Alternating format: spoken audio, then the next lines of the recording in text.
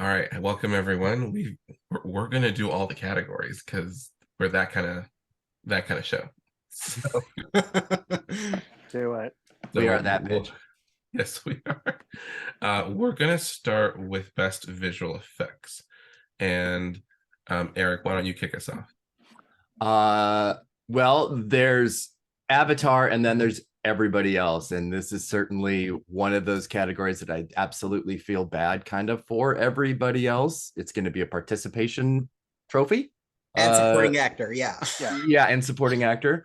But it's a free dinner. I do think it's fun to look at what we think the nominees are going to be, because outside of Avatar, Top Gun and Batman clearly in, and then it kind of gets a little, I think there's some movement. I think there's a lot of potential. I don't know anyone that listened to or had word from the visual effects bake off and what the responses were like. Some were muted, some were not. I am going with, and that was actually my order: Avatar, Top Gun, Batman, All Quiet on the Western Front, and 13 Lives. All right, Rob. Yeah, I have Avatar, Black Panther, The Batman, Top Gun, and I went with Nope. John. I have Avatar, Black Panther, Jurassic World, Top Gun, and Nope. Ooh. And Cesco. All Quiet, Avatar, Batman, Black Panther, and Top Gun. And I've got Avatar, Doctor Strange in the Multiverse of Madness, Jurassic World, 13 Lives, and Top Gun Maverick. We threw everything at it. Someone is right. At least we're not all the same five. That's good. Yeah. I mean, I think because Avatar's so far ahead that it's like throw every and anything. Like, who knows? But Netflix was smart to release those clips of All Quiet and like pre-production, then post-production, to see like exactly what they did with the visual effects, because it's one of those movies where you're like, you're not aware of what's behind the scenes until you actually see all the work that went into it. And I feel like that was smart to release it this time. They did good. I also think, like, on a side note, that those are the best kind of special effects, like, where you don't quite know what is and what isn't, you know, like it's Right. blended in so seamlessly, as opposed to like, okay, here's the special effects sequence. Like, I mean, if that was the case, then Decision to Leave would be the number one pick here, because the visual effects in that movie are Insane. They're absolutely unclockable, and you don't even realize why you would want visual effects for this driving scene or this whatever. But when you see them, it's stunning. So it's always a weird thing where, is the branch going to acknowledge what a great supporting visual effects look like? Or is it just like a fucking cacophony? They go for quantity. Generally, most effects. Yeah, quality over. Yeah, so me having no Marvel movies seems super dumb. Yeah. But I do feel good about 13 Lives, because that is one of those you don't know where the visual effects are. And the response to it from the Bake Off was really, really, really good. Nope was too. I don't know. I think what's most surprising is still the fact that Pinocchio and Everything Everywhere didn't make the Bake Off. Like, that's still like I had those in my top 5 the whole season. Me too. Absolutely. Me too. That donut deserved. the donut. Yeah. She did. Icon. Yep. She served. She showed whole. And we're moving on to that sound.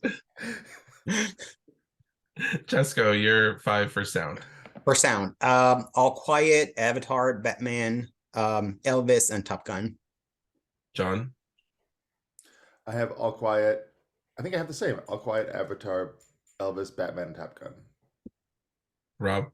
Hold on. I'm, like I said, my shit's not in order. What are we doing? Sound? Sound.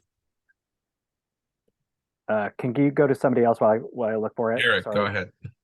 Top Gun, Avatar, Elvis, All Quiet, and Everything Everywhere All at Once. I have Batman just outside because I just think there's going to be weird things with Everything Everywhere's technical plays. I'm scared that it's gonna like not do as well as we hope. Like in terms of like the total tally, it's gonna do great where we know it's fine, but like, yeah, I don't know. Like the fact that it didn't do amazing in the long lists is a little It's not even concerning. It's a little weird. it is weird. Yeah. All right, I found him. Rob, go ahead. All Quiet, Avatar, Elvis, Everything, and Top Gun. So is that the same you have it, Eric? Yeah. That's the same I have. I have the same Okay. 5. So Okay, so us 3 have the same, and then Cesco and John have the same. Yeah, it's the Batman or It's the Everything Everywhere. Batman. The Batman. Yeah. I have that in 6th. Same. Yeah. It's the 6. Then Yeah. So Yeah. that means we're all wrong. Something else. Yeah, is right. especially since Nope didn't even get shortlisted here. To Leslie is Incredible sound. Incredible. we will get there. We will get there. Interact. will. No, we'll get like a Yes. like a Babylon or like some random thing. that Yeah, we- exactly. None of us I- even mentioned Babylon, which seems could like, easily I have- Yeah. I have Babylon in 7th. yeah, I think I did too. It Yeah. so floppy with I mean, there's a lot of sound guilds. there's a lot of stuff going on in that movie sound wise. So There's too much. Is it the same team that Chazelle's used before? Because Whiplash and La La Land have won this well, when it was sound mixing. So Yeah. oh, that's So- right. Yeah, so maybe Yeah.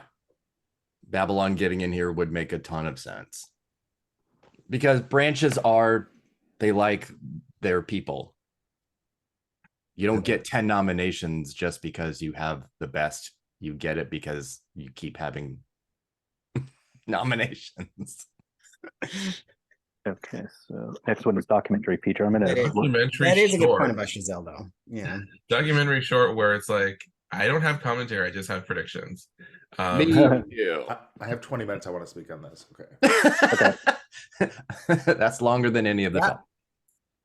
So It- Eric, why don't you start us off with your 5? I have 38 at the Garden, the Martha Mitchell Effect, As Far as They Can Run, the Flag Makers, and Nuisance Bear. Those are 5. Yeah. I've Yeah. got 3 of those. I've got As Far as They Can Run, The Flag Makers, and Nuisance Bear. I also have American Justice on Trial, People versus Newton, and How Do You Measure a Year? Rob, what are your predictions? I have 38 Garden, the Martha Mitchell Effect, As Far as They Can Run, the Flag Makers, and Nuisance Bear. So I have the same as Eric. How's that even possible? How? John? I have Anastasia because even if it's not about Anastasia Romanoff, I feel like they'll feel like it is and they'll vote for it. I have Angola, Do You Hear Us? Voices from a Plantation Prison because that's the longest title and it feels very sad. The Elephant Whisperers because everyone loves elephants and it's probably sad. Stranger at the Gate just feels like a category they would or a name they would call or like it just seems like it's such a title. And then 38 at the Garden, I have no idea what it is about, but it feels like I should know, so I'm gonna nominate that. I don't know how John doesn't win this because all the reasoning is absolutely sound. You're gonna get 5 out of 5. Let's go. I picked based on what titles sounded the most like Oscar fodder. Like as far as I can run. About people that run a lot and sounds inspirational. Like so I have that one, Elephant Whisperers, Holding Moses, How Do You Measure a Year, and Stranger at the Gate. All right. Who is he? We don't know. He's a stranger. Nobody knows. Yeah. Okay, so we can move on to documentary feature. Hopefully we'll have a little bit more understanding of this category. Cesco, why don't you start us off? This category. Documentary feature. Okay, yeah.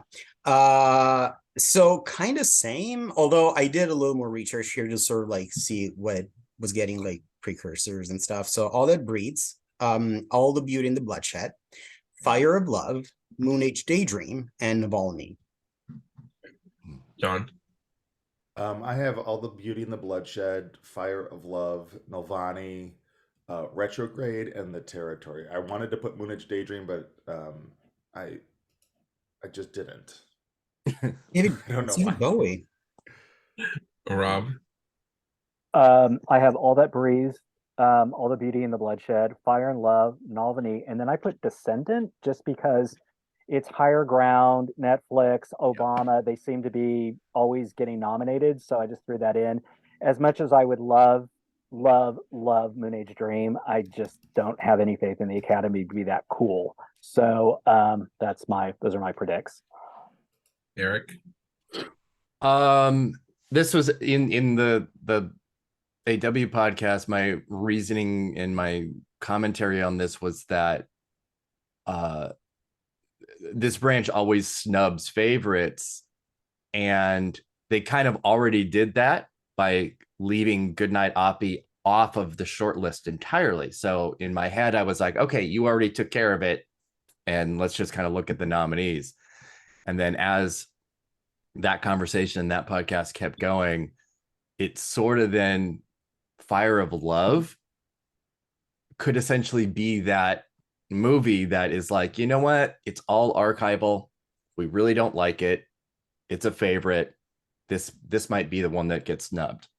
But I mean, this is one of the best seasons of this category, I think, in a really, really long time. It is gorgeous. I don't think anything that gets in is going to be like Bad. weird or bad. But I have Navalny, All That Breathes, Fire of Love, All the Beauty and the Bloodshed, and The Territory. But yeah, Descendant definitely makes a lot of sense. And actually, I have Bad Axe as my number 6, like sort of secret spoiler that didn't get anything and might get in, but it's a great category. I had a real reason for putting it in retrograde. Now I can't remember what it was. Matthew Heineman, previous nominee. Oh, that's it. Yes, he was a previous nominee, and it's about the Afghan war. So I feel like that there was also a documentary. Yeah, and it has PGA. I've got one. Yes, that's where. Yeah, that's where I made that connection. Thank you. All of you are predicting one that I'm not predicting, which is my that's the one I think is going to be missing out. So I've got All That Breeds, Bad Axe, Children of the Mist, Descendant, and House Made of Splinters. Holy cow! So I'm not predicting All the Beauty and the Bloodshed. So it feels like a total snub as well, because it has. Oh God, yeah. Well, and she's already won. Like I feel like once you win documentary, you don't get nominated again. And like she, Barbara Koppel effect. God, Citizen 4 was the last one she won for. So yeah. So but it won Venice. It won the Golden Lion. It's fucking documentary. It's crazy. Yeah. Which does not happen in Venice. No. Yeah. Weird. All right. So now best original song. All right, let's get into this. The Diane Warren Memorial Award. The real question will be like, are they finally over it? But we'll see. This is make or break. Yeah. She's got one already. Like, well, but it's not a real one. Exactly. You know? It's not. It's as real as the one in the Academy Museum that she did. It's the chocolate one. It's the chocolate one, right? Erik, love you, girl, but yeah. Go ahead, Erik. Okay. Mine are in order, like all of mine are in order. Natu, Ciao Papa, Hold My Hand, Lift Me Up, and Applause, which is the Diane Warren song. Rob. Bingo. All 5. Same. John. I'm choosing Chaos in this category. I have Natu, Ciao Papa, Lift Me Up. Then I have Nothing Is Lost from Avatar. And then I don't think they're going to go with Diane Warren because I feel like they're like, we just gave her something. We're not going to play this stupid game of nominating her every year for songs for movies that no one's seen. Plus, she has 80 for Brady thing next year. Like, she's going to take the... That campaign's already started. She is going to storm the theater and hold hostages next year. So I think they're going to leave her off this year. Anyway, sorry. And then I have A Nightmare Coming True. I have Carolina from Where the Crawdads Sing. Oh, going for Taylor. Let's go. I think there's a lot of secret Swifties in the cast. Mine are actually in alphabetical order. There's like, I didn't rank them in terms of like likelihood. It's just like, okay. Ciao Papa, Hold My Hand, Lift Me Up, Natu, and Stand Up from Till because I looked at the lyrics. It's getting in. Stand up, rise up, get up, Yeah, Right. move Yeah. on. they Let's love go. they love this stuff. Yeah, That's a Yeah. good. That's a good call. I was thinking Like, about that too. Yeah, I ended up Yeah. with Taylor, but So I chose chaos with my predictions as well in a different way. I have Natu Natu and Ciao Papa. I have Applause, the Diane Warren song from Tell Like a Woman. I have This Is a Life from Everything Everywhere All at Once. And I have Dust and Ash from The Voice of Dust and Ash, which is that J. Ralph song. I that- know somebody was going to pick that J. Ralph song. Good. Yep. So I don't have any of the ladies from the pop charts here, so we'll see what happens. yeah, Wow. I put 2 of them in so that the third one would feel especially bad. Yeah, me too. That That's was why my I have only- Taylor Swift at number 6. So I also close. feel like the only reason I didn't do the Top Gun song is, even though we'll probably get in, is that they're kind of tired of Lady Gaga right now from last year from Gucci, and she already has her original song Oscar. So And this is a terrible song. oh, it's a I really bad song. like Very it. bad. I like it. Oh god, it's I kind so of like bad. it. lift my hand, Not a fan. I mean, yeah. hold it up, Stand on my hand. I just really like the way she sings it. Mm. Yeah. I was gonna, like, after I watched Babylon, I was like, why is the song from that movie not? And then I found out that it's a real song Oh, from yeah. the era. Oh, My Girl's Pussy. Yeah. Oh, best Yeah. song. Best song. It's a really good song, Yeah, it is a great scene too, But not Yeah. original. but not original. but not original. Anyway, where Babylon is eligible is best original score. Cesco, what are your 5? Okay. All Quiet, Babylon, Fableman's, Pinocchio, and Women Talking. John? I have Babylon, Banshees, Everything Everywhere, Pinocchio, and Women Talking. Oh no, John Williams. Rob? I have Babylon, Pinocchio, The Fablemans, The Banshees, and Women Talking. Eric? I have the same 5 as Rob. Different Oh, order. I have the same 5 as Rob. but I have the same 5 as Rob. Wrong.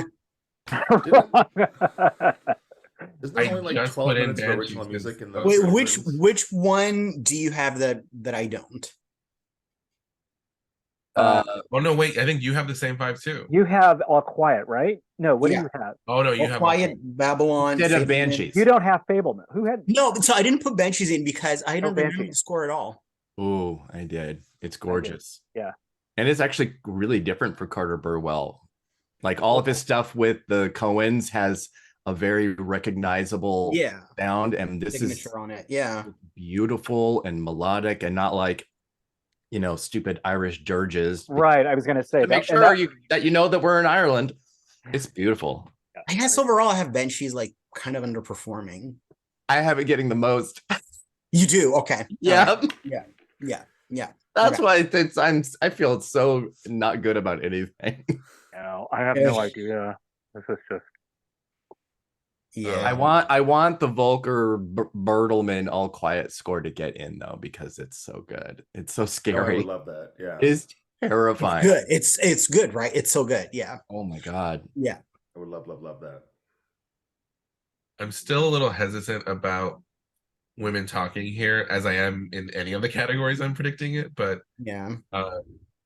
like I just she won, so now like it's name check now because It's name check. brand so clicky. Like Hilder. Yeah, 4 of my 5 predictions are previous winners, and the 5th is a double nominee. So I went very Safe, but Safe. Only like And- 12 minutes of original music in the Fablemans. yeah. There's very little. That's why I left it off, but But it's I'm probably John. wrong. John and Steven. I mean, it but, most but like it's him. Yeah. his last nomination? Question mark. Nah, he just said that he's going to work with Spielberg again, and as long as he's alive and whatever. But the Fablemans is a movie that I am absolutely baffled as to how it's going to play. It's like, Me are you too. going to get 3 nominations, or are you going to get 10? I have it underperforming. Me but too. Getting I have it leading the nominations. I have it at 7. I don't Oh, remember. God. I didn't count. Anyway, one of the categories where it's going to show up is best supporting actor. Hmm. Eric, go ahead. Is it I don't. There's a lot of people that do not think so. interesting? I I don't think so. but Go ahead. here's where I am with supporting actor, because yeah, like we discussed, there is one front runner, one winner here. It's everybody else is just going to be vying for spots 2 through 5. So Kiwi Kwan, Brendan Gleeson, Banshees, Barry Keoghan, Banshees, Eddie Redmayne, The Good Nurse, and Paul Dano, Fableman.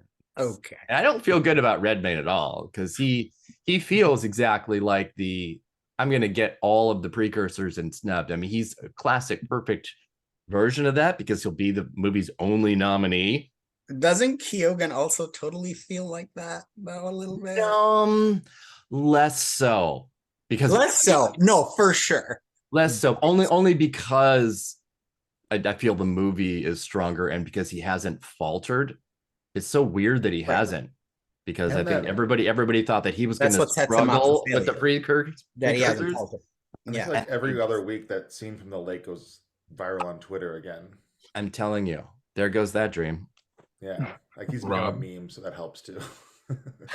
Oh, okay. So I have Kiwi Kwan, Paul Dano, Brendan Gleeson, Barry Keoghan. Is it Keegan or Kogan?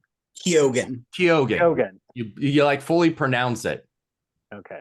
I was trying to get fancy. Boy, that fifth one was a bitch. But I decided to go with Eddie Redmayne. I have these little things. Paul. So my runners up were Hanks, who I had originally put in. I took him out. I had Judd Hirsch, Brian Tyree Henry, Brad Pitt, and Ben Whishaw, and I just don't see that happen. I just fought with myself and just threw Eddie Redmayne in, just because maybe there's some last minute surge with some of the nominations that he received, past winner, blah blah blah. So Yeah, I think also too, because in a category that we'll talk about later, we both have 4 first-time nominees, and the voters do like some familiarity Mhm. in their categories. But this is going to be an epic year for first-time acting nominees overall in these categories. It's going to be incredible. Yeah. Yeah. I don't feel good about it, but It's probably just going to be fucking Brad Pitt. I have him in my little runner-up things, but I don't know, whatever. It'll be really interesting on Tuesday to see what happens. John. Before I say mine, I just want to acknowledge, I mean, we all know this, but it feels like this year the actress and the supporting actress categories are like, there's a lot of competition for those last like spots. Whereas like actor and supporting actor both feel like the final couple spots, or like the last, like for the last spot in actor, maybe the last 2 spots in supporting actor are like anyone. Like I feel like the Academy members can like go out on the street and just be like, "Do you want to be the 5th nominee?" Like, it just feels like there's this weird dearth of competition. Anyway, I have Kihu Kwan, Gleason, Keoghan,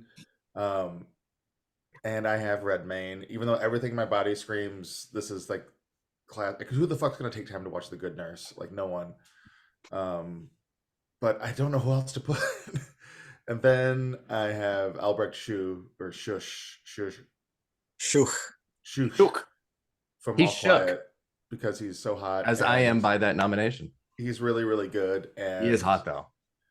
If All Quiet is able to translate even like 2/3 of its nominations from BAFTA, I think he could easily become part of it, just because of the emptiness of the category, the lack of competition in the category. I will gag if he gets in, because he's not even my top 10, and then I'll look like an idiot. So that's anyway. I know I'm getting 3 of 5 on this category. I'm just resigned to that fact. Cesco. Awesome. Okay, so before I get into this was the last category that I finalized. Even like the ones that I was like throwing darts at a board, I like finished. before this one. And because because Quan won literally everything, which is gonna make it super easy. When we talk about this for like winner predictions, we're gonna talk about this for like 2 minutes. But because there's such a dominant presence here, you don't really get a sense of who else people liked at all.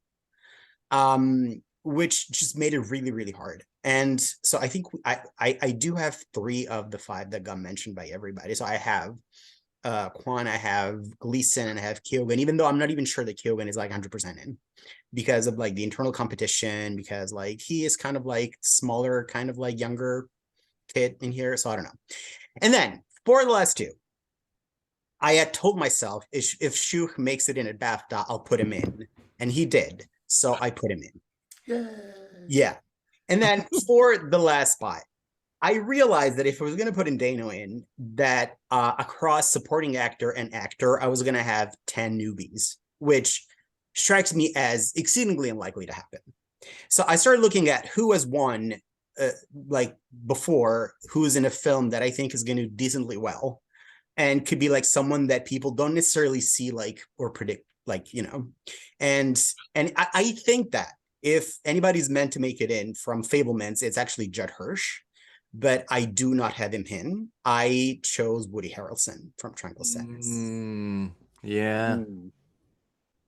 Fair. That is, I was gonna say if you put Hirsch in after I put Hirsch in the first time, and everyone was like, "Meh." But I started like yesterday. I took my like 5-mile hike, and I was thinking like he is actually in a much better position than I give him credit for. Because it's like a beloved veteran in. He has one scene, but it clearly enough that people noticed. And he's a previous nominee, which would make it like the returning name in here. I just don't feel, I just have like Fableman's like flopping overall, like bad, which then would go against me thinking that it's not going to get in other places where I think most of you have it in. So, yeah. I have the same 5 as Erik and Rob. I have Redmayne in, and I really, really don't want to have him in, but that movie does not exist.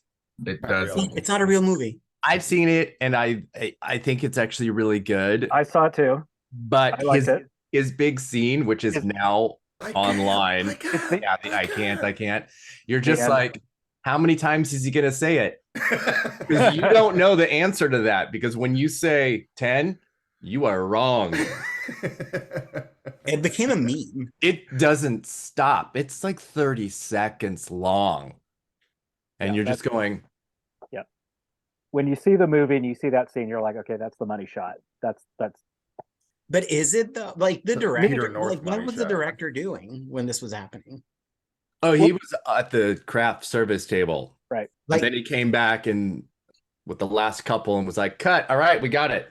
It's kind of like one of those performances where I feel like he had like notes for everybody, and then he turned to like Eddie Redmayne and he was like, except for you, Eddie, you do whatever the fuck you want. Just do your Victorian doll boy scary thing, but and you're good. Yeah. And he did.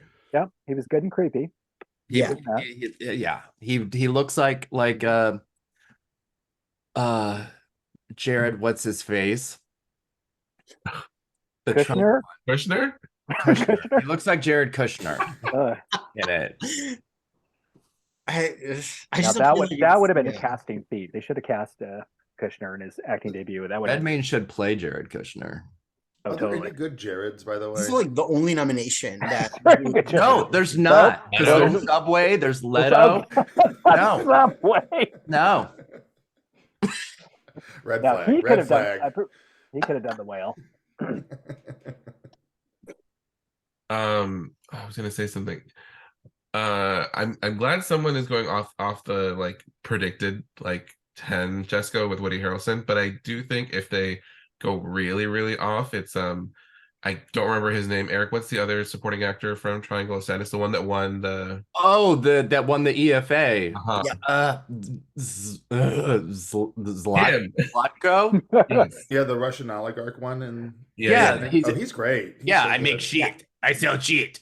He's wonderful. He's funny. But also that would make it so that like the 10 guys nominated are all first-time nominees. Because I thought about him.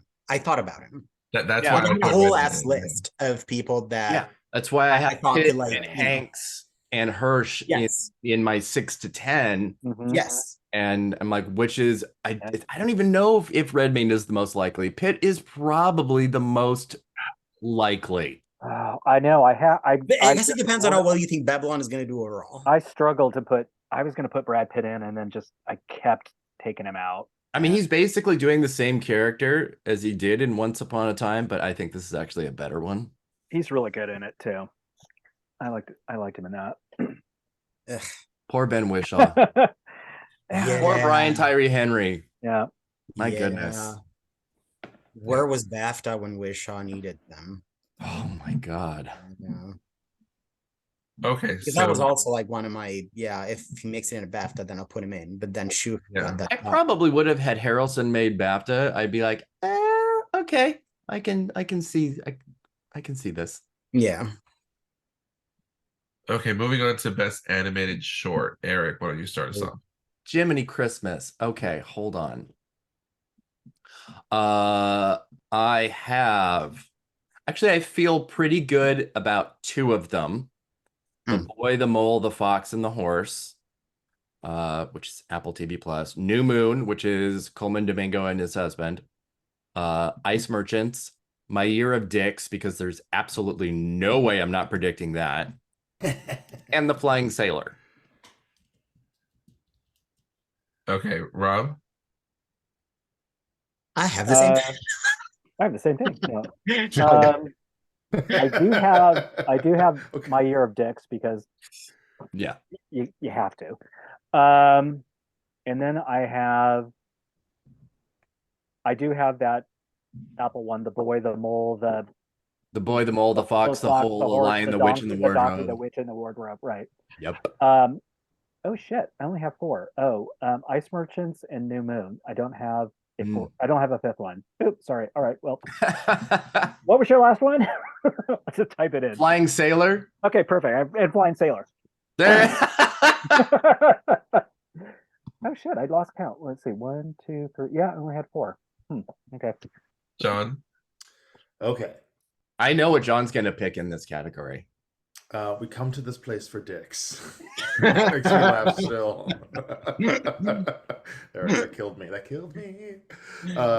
I actually went and I looked at who got in at the Annies, and I did not take the time to see like what the historical correlation in that because Right.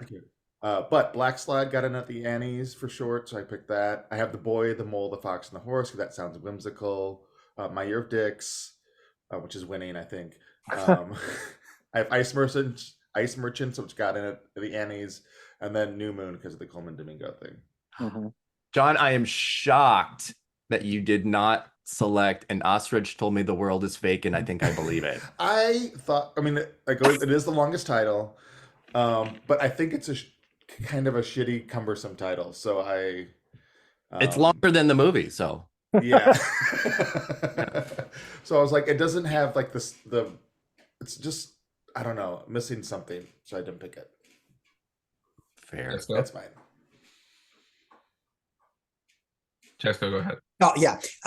Okay. I have 2 of the 5 that you guys mentioned. I have Flying Sailor, My Year of Dicks, obviously. Then I have The Garbage Man, Passenger, and Steakhouse, based on absolutely nothing. Why is it anytime I hear based on, my immediate thought is the novel Push by Sapphire? Like every time. Because if you don't say that right after, what are you even doing? I'm picking Passenger and Steakhouse based on the novel Push by Sapphire. Amazing. The sequel. Anyway. Black Slide, The Boy, the Mole, the Fox, the Horse, The Flying Sailor, More Than I Want to Remember, and New Moon. Sounds good. They all sound like good titles. Good for them. And Yeah. Right. Animated film, animated feature. We'll go with Cesco first. Ooh. All right. Pinocchio, Marcel, Minions, and then the last 2, like Turning Red. I'm not sure actually, but I did ended up like I did end up putting in like, but in like 4th place, and then the last one is Puss in Boots, which I'm also not completely sure. John. I have Pinocchio, Puss in Boots, Turning Red, Marcel the Shell, and Lightyear. Holy shit. Wow, Well, going to Pixar. I have Pinocchio, Turning Red, Puss in Boots, Marcel, and I went with Wendell and Wild just because they're the one of the there's an association with what is the group that did the one from a couple of years ago animated the help me Oh, you know what I'm talking about, Eric. yes. Yes. Henry Selick. Thank you. God. Yeah. That was my somewhat rationale. I have a same kind of rationale, but different. Go ahead, Erik. I went with the 4 films that got Annie, BAFTA, Critics' Choice, Golden Globe, and PGA, which is Pinocchio, Marcel, Puss in Boots, and Turning Red. And I sort of went by the same logic that you did, Rob, but instead of going with Henry Selick, I went with Cartoon Saloon and My Father's Dragon. Yeah. Which is also Netflix. Yeah. They have a lot because they've seen know. well. But My Father's Dragon did make Annie, and that's all it made. And the director did the breadwinner, I think. Yeah, exactly. It's Cartoon Saloon, and they haven't missed. Yeah, I have that in 6. Song the Sea, Breadwinner. They just Wolfwalkers. Bam, bam, bam, bam, bam, bam. I've got the same 4, although I'm really hesitant with Marcel the Shell with shoes on, but I think it'll still get in. Does that mean Jenny Slate will be an Oscar nominee? Is she part of that? No, she wrote it, but she did. She's not a producer. She's a producer. Okay. Yeah. And then for the 5th one, like I went with The Bad Guys just because I was like, it has to be something that made money, something that is like we're gonna be like, why is that there? So like I went with that. Wow. With what? Yeah. The Bad Guys. Oh, the Bad Guys. So Might like your nobody thing has the to same go 5. I don't think so. Yeah, we all have a different 5. Is We all have a Lightyear different like 5th one. Yeah, different 5th Yeah. one. Okay. Yeah. Is Lightyear a really dumb prediction? Has Pixar ever had 2 in it the same year? Yeah, Yeah, They but have, but only when they're good a couple of years ago. Was and it, they, successful. But like the Toy Story franchise has not missed. So This is like a spin-off. It's a little different. Yeah. Yeah. And it did so poorly. Shockingly. Yeah, shockingly bad. Yeah. So like it's not that Minions is much better, but it made a shit ton of money. So Yeah, Minions, it's my number 6, has and it got PGA, has proven to be a franchise that can Right. get nominated, Yeah. where a lot of times sequels here don't do very well. yeah, I'm that was officially my that switching was to my thinking. Minions. Sorry. Yeah, and that made almost $1 billion because those Yeah. movies just don't stop. John, so you're switching? I'm switching to Minions. I'm insecure about my Lightyear choice. Okay, now we have the same 5. Yay! All right, let's move on to makeup and hairstyling. Cesco, you can start us off with this one. All right. All Quiet, which I put in like at the last minute, but I think it's like really great war makeup, like really, really amazing war makeup. Black Panther, Crimes of the Future, Elvis, and the Whale. John? I have All Quiet, yeah. I have Babylon. I don't know. I just feel like that'll be a dumb random nomination that people will do. The Batman, Elvis, and the Whale. Rob? I have Babylon, Black Panther, Elvis, The Whale, and Blonde. Erik? Oh, I'm different.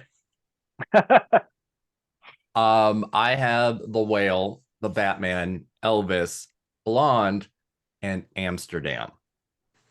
Oh, I have that. Spicy. Those wigs, it's a terrible movie, but the wigs and the makeup for that period are period accurate versus Babylon's very license of the period. Okay.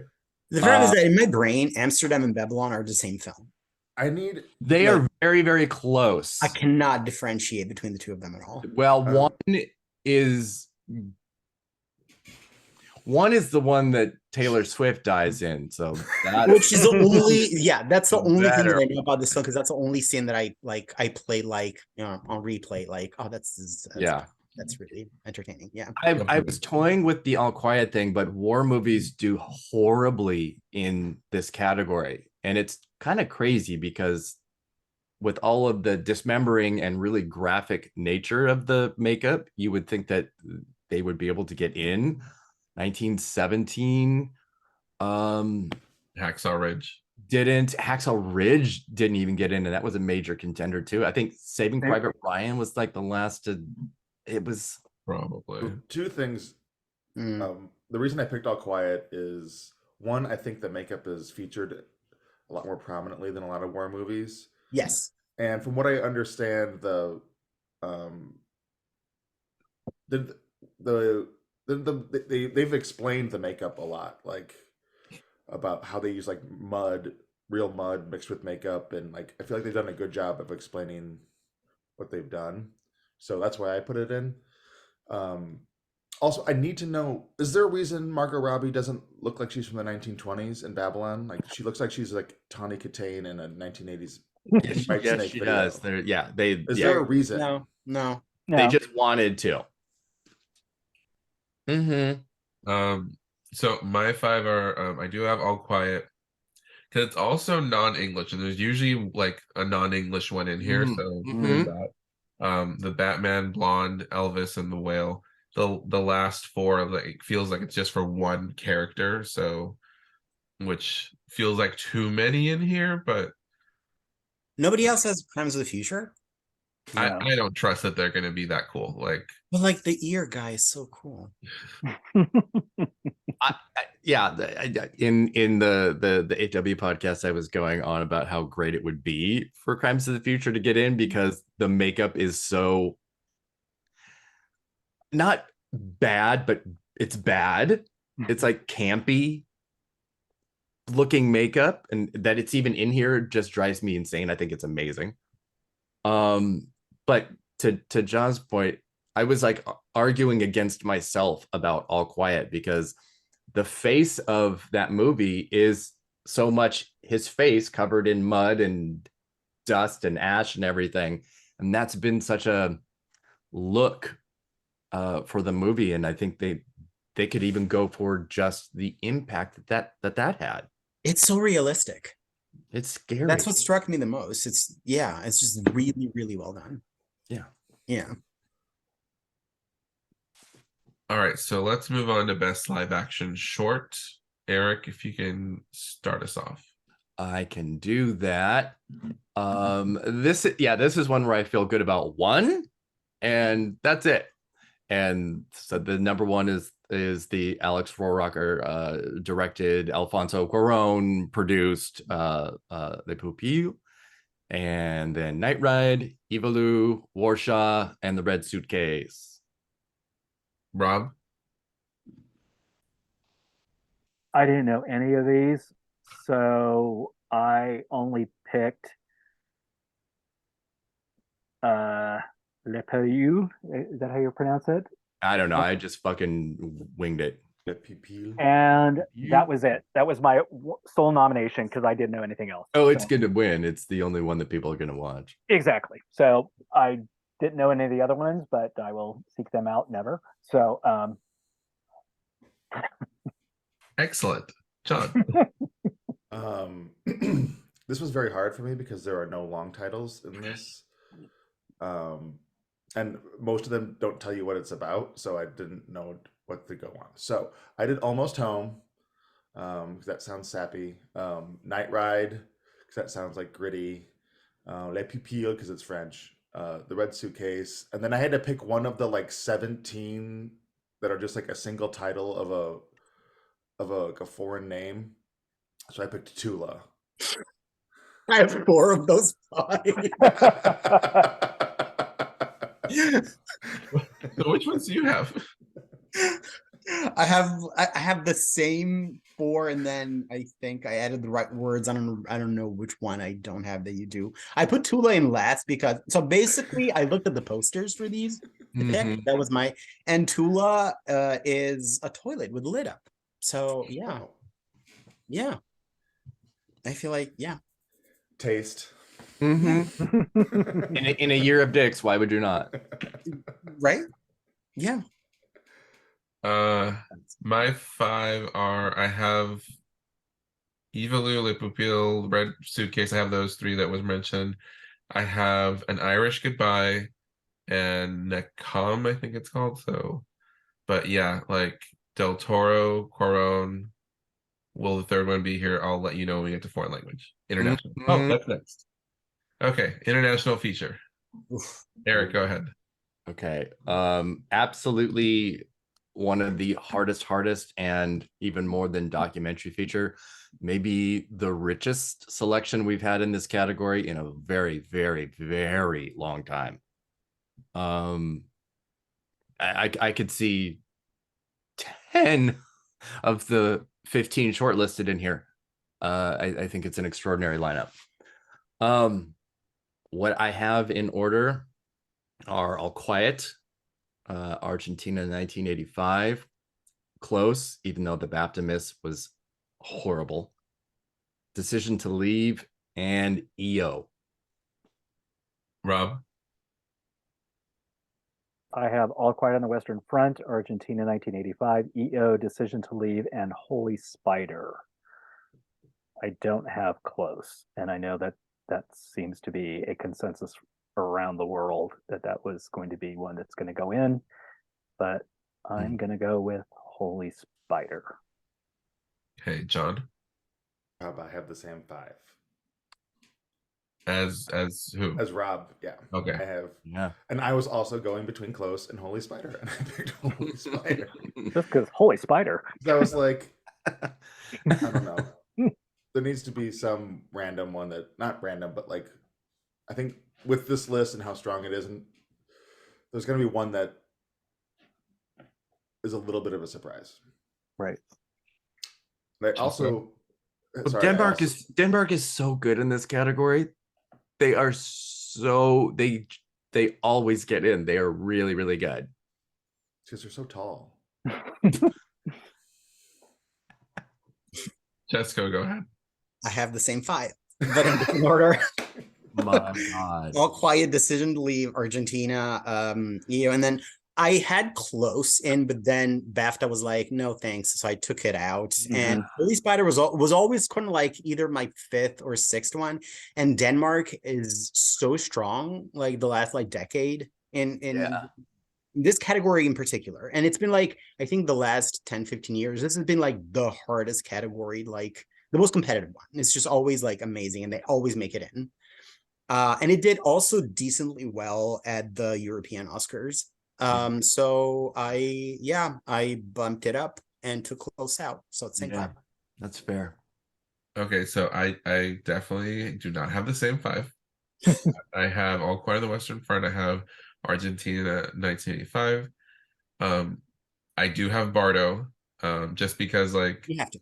I think the three of them, because like Netflix just had the like thing with all three of them there, like so I think The Three Amigos I think full celebration of Iñárritu, all of their stuff. Cuarón, and Del Toro will all be there. It'll be the first time since 2006 that they're all nominated. They're not all gonna win, but they'll be there. I'm sticking with Return to Seoul, and I'm sticking with Joyland. So I'm predicting a lot of snubs in this category. Not predicting Decision to Leave. I'm not predicting EO. Not predicting Close. Like Decision to Leave though got in a Best Director for BAFTA, which I Yeah. think is a really, really good sign.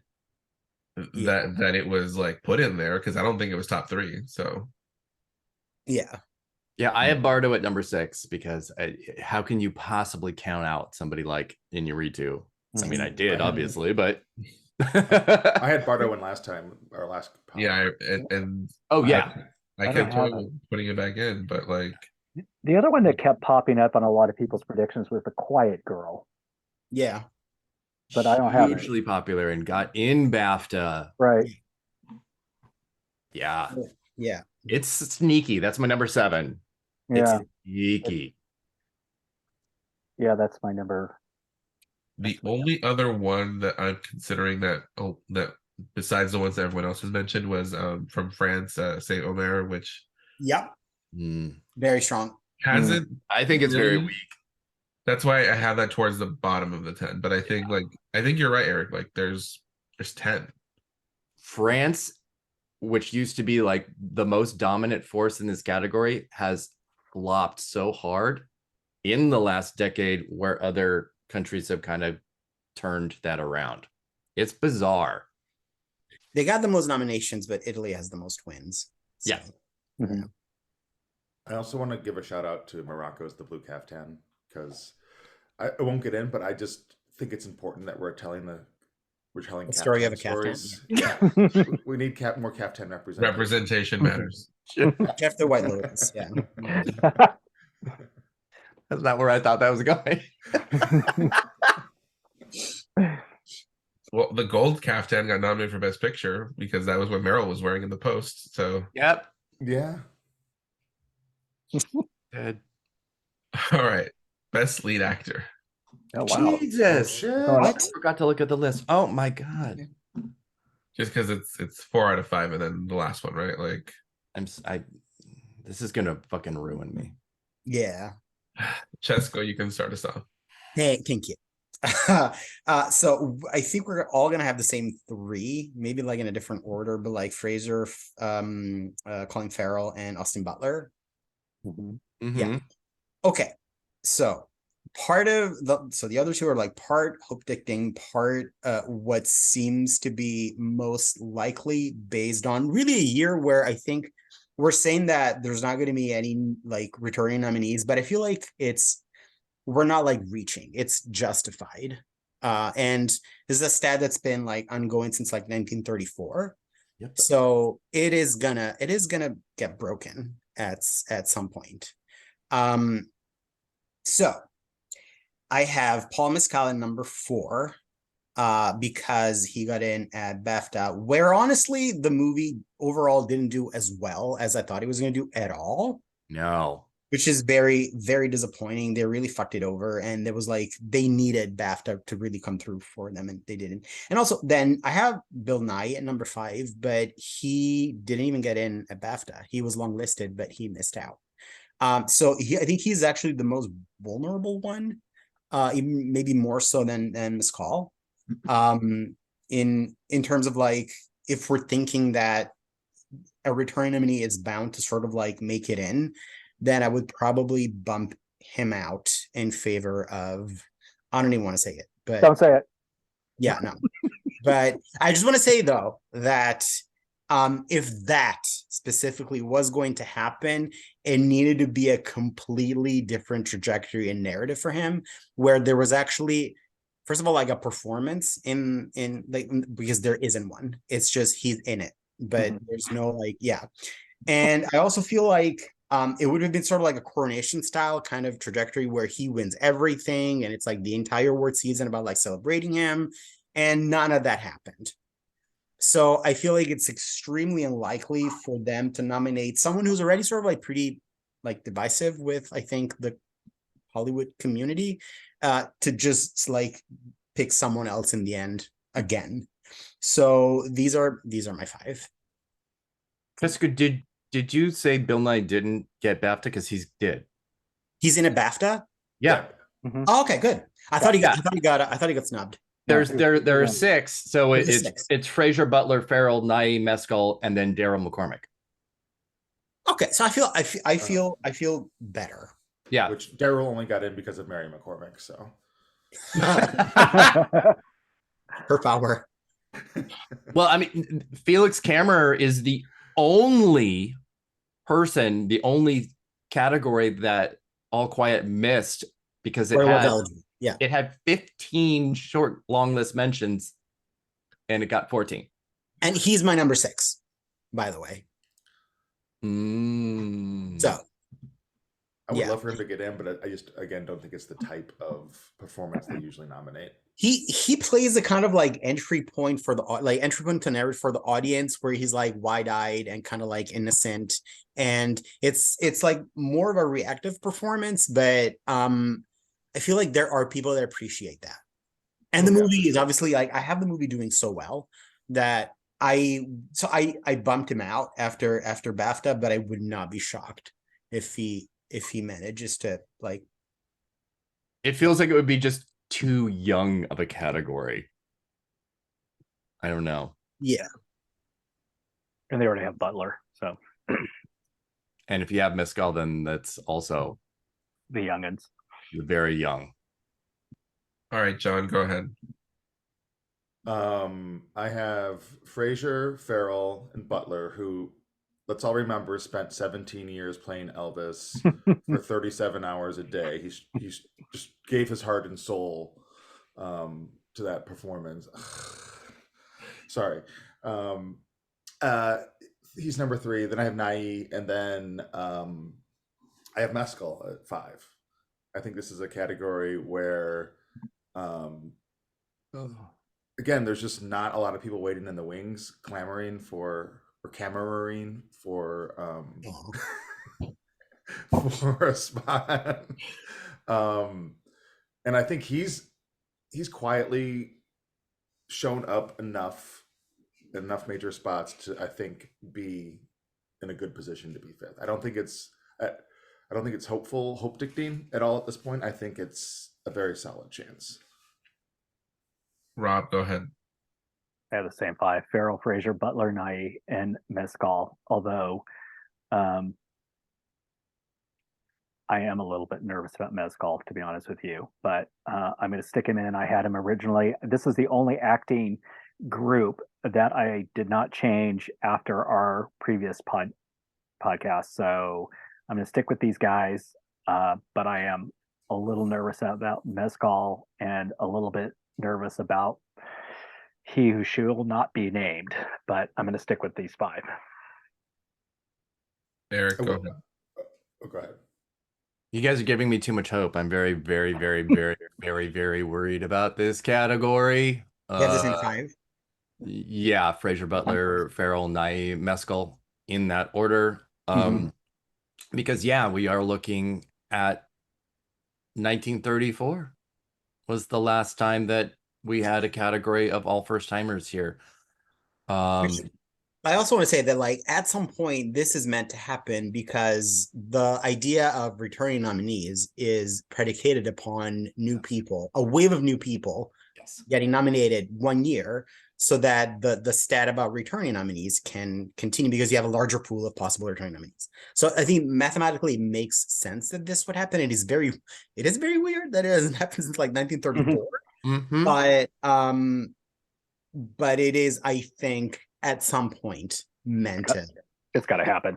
Definitely. Yeah. And to what we were talking about earlier too, this is going to be a season of more first timers than we're used to. Yeah. And where are voters going to land with bringing in and coronating this new group, or feeling like I need to put a name down that I know that something, something. So, I mean, yes, the only considerations I have after that are the previous nominees and winners, the Toms and Hugh Jackman. Yeah. And no one saw The Sun. So when I think of the possibility of Hugh Jackman getting in with his 27% Rotten Tomatoes over somebody like Paul Mescal in the highest rated narrative film of the year, it will be like an insurrection of the I'm just very bitter because, first of all, I feel like BAFTA really needed to come through for this film, but also like Critics' Choice. So did Spirit Awards. I mean, for Critics' Choice to actually not even nominate him and put Tom Cruise in. Yeah. Like, what are you guys think? Like, this was the movie that you liked the most. And it is like, we got the receipts for it. Like, it is like the reviews are out there. So you're literally going against what was your judgment of this film just to make sure that you can create the Oscars. I'll say this because actually I have Tom Hanks as the spoiler and not Tom Cruise. Cruise not making it into BAFTA is interesting. whether it was a top 3 popular vote or a bottom 3 save. But SAG, missing SAG, Yeah. the most populist you could get, was enough for me to think that it's not going to come through at the Oscars too. But I'm just not even For sure that Adam it's ever Sandler. going to happen for him at this for point. Adam Sandler, Yeah, for Adam Sandler. Yeah. but I You mean, know that he's liked enough by like. to that effect, though, Sandler and Netflix have done an enormous amount of campaigning. Sandler since like mid-year. This has been a long time coming. Yeah. I haven't even seen that. No, me neither. It's pretty good. Is it good? Okay. Yeah. All right. And how's Yeah. he? If he got in for some, He's good. He's good. I mean, it's a broy sports movie, and I just think if he serious didn't, Sandler with it, yeah. I think if he didn't get in for Uncut Gems, I don't think he's going to get in for this one. I think he's actually more likely to make it for this one than Uncut Gems because 100%. this has a 100%. this is like way more like a broader like popular appeal. I just think Yeah. of Adam Sandler like Jim Carrey in the sense of like, they don't take him seriously. exactly. Even though Carrey had opportunities with his Truman Show and Andy Kaufman, I just think I kind of see him kind of falling into that same bucket. Yeah, I don't think he's getting in, but I do think, like Cesco said, he has a better chance this time because now there's also a sense that he was snubbed for Uncut Gems. So he's kind of, I don't think this will do it for him, but I feel like a couple more roles like this and it could eventually work for him. Obviously, Murder Mystery 2 is just right there, Bump lined him up. Yeah. But I do want to add that I do think Mescal will be the only nomination from After Sun, unfortunately. I think it's less of a Coda late surge indie gem that's been discovered and more of a Damien Bashir A Better Life kind of situation where he becomes the sole nominee from an underseen but well liked indie. Well, and A24 has put everything they have into The Whale and Everything Everywhere, and Mescal has been in Streetcar during this whole period. So there's been it's going to have to be seen, and it will have to be nominated based on the performance, not any type of events and baby shaking and hand holding. I just want to say that there was so much potential in this category, and it's going to come down to the loser or the voice. That's what's going to happen. Yeah. And it is very, very depressing. And I'm talking from the perspective of someone who actually loves Brendan Fraser, the actor, the celebrity. He seems like the most stand-up guy, just wonderful comic. Like, my distaste for that film is beyond what I can communicate. Beyond. And realistically, it's one of them. It's either him or I think Butler. Yeah. So depressing. Be prepared for The Whale to win 3 Oscars. I'm just gonna say that. If it makes it in for Best Picture, it's done. Mm-hmm. It's done. Mm-hmm. Done. Yeah. Yeah. Yeah. I forgot to share my 5, so Yeah. I do have the same 4, but I'd rather Same 4, meaning the 4th one is who? Bill Nice. I'd rather be happy that I'm wrong, so I'm predicting him. The lead of Top Gun Maverick. Oh Jesus. Okay. Oh God. Okay. I feel like someone had to. I think we're done here. I don't want to jinx it again. I said I was only going to do it if you got in at SAG and he didn't get in at SAG, but I get He it. didn't get in anywhere, except for Critics' Choice, which was the most unlikely place of all for him. Did he get nominated for the Globe? No, he did. no. No, I didn't think so. Okay. He couldn't make that joke if he was there. Oh, that's right. Yeah. I think he would have. Anyway. Yeah. I think he would have too. I know. I think he would have. It was a good joke too. It was a Sorry, great but it was joke.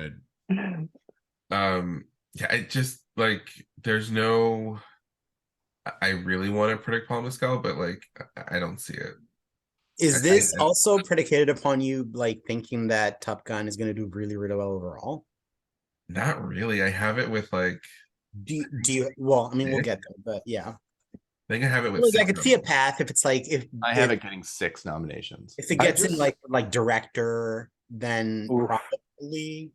But like I have it in 6, but I don't have it in song. I don't have it in director. So like if Yeah. it maxes out, like it could totally. I don't have it in screenplay, so like it could max out at like 9 or 10. Like, but I don't think anything's maxing out this year. Like No. it's gonna be very and I know Eric, you guys mentioned in your podcast that it's gonna be like a very spread the wealth year where it's like everyone gets something. It's what it feels like. It's what it feels like. Yeah. So I want to game this out with Mescal real quick. So how many are there in the acting branch that vote? Like 2,200? 1,302. Oh, 1,300. 1,300 about, Okay, yeah. so how many? What's the male to female breakdown of that? That is impossible to know, like, of actual members. Okay, we'll just say 50-50 for the sake of. It's probably more like 60-40, but It's probably closer to 60-40. let's do just 60-40. and that might even be a bit generous because we do know some like overall numbers of like male to female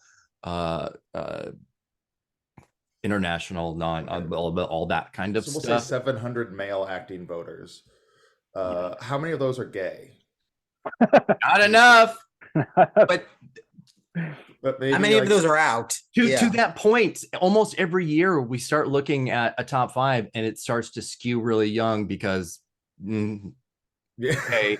And then the voters go, nah, we'll do like a 29-year-old, woman in best actress for like 4 of the 5 nominees, but best actor, you can get like 1 or 2 little twinks or whatever it is. But my point is, I think there's going to be a small but mighty group of voters that put Mescal at number 1. I don't really see anyone. That's how he gets in.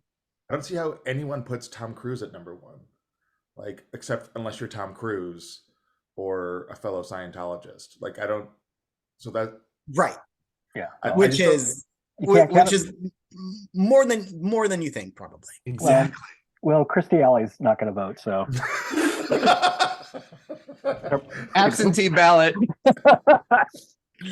Thanks for your input, Christy. You had a good Right. run. You had a good run. You had a good round, Christy. So we're asking so- who is Elizabeth Moss's number 1 choice, right?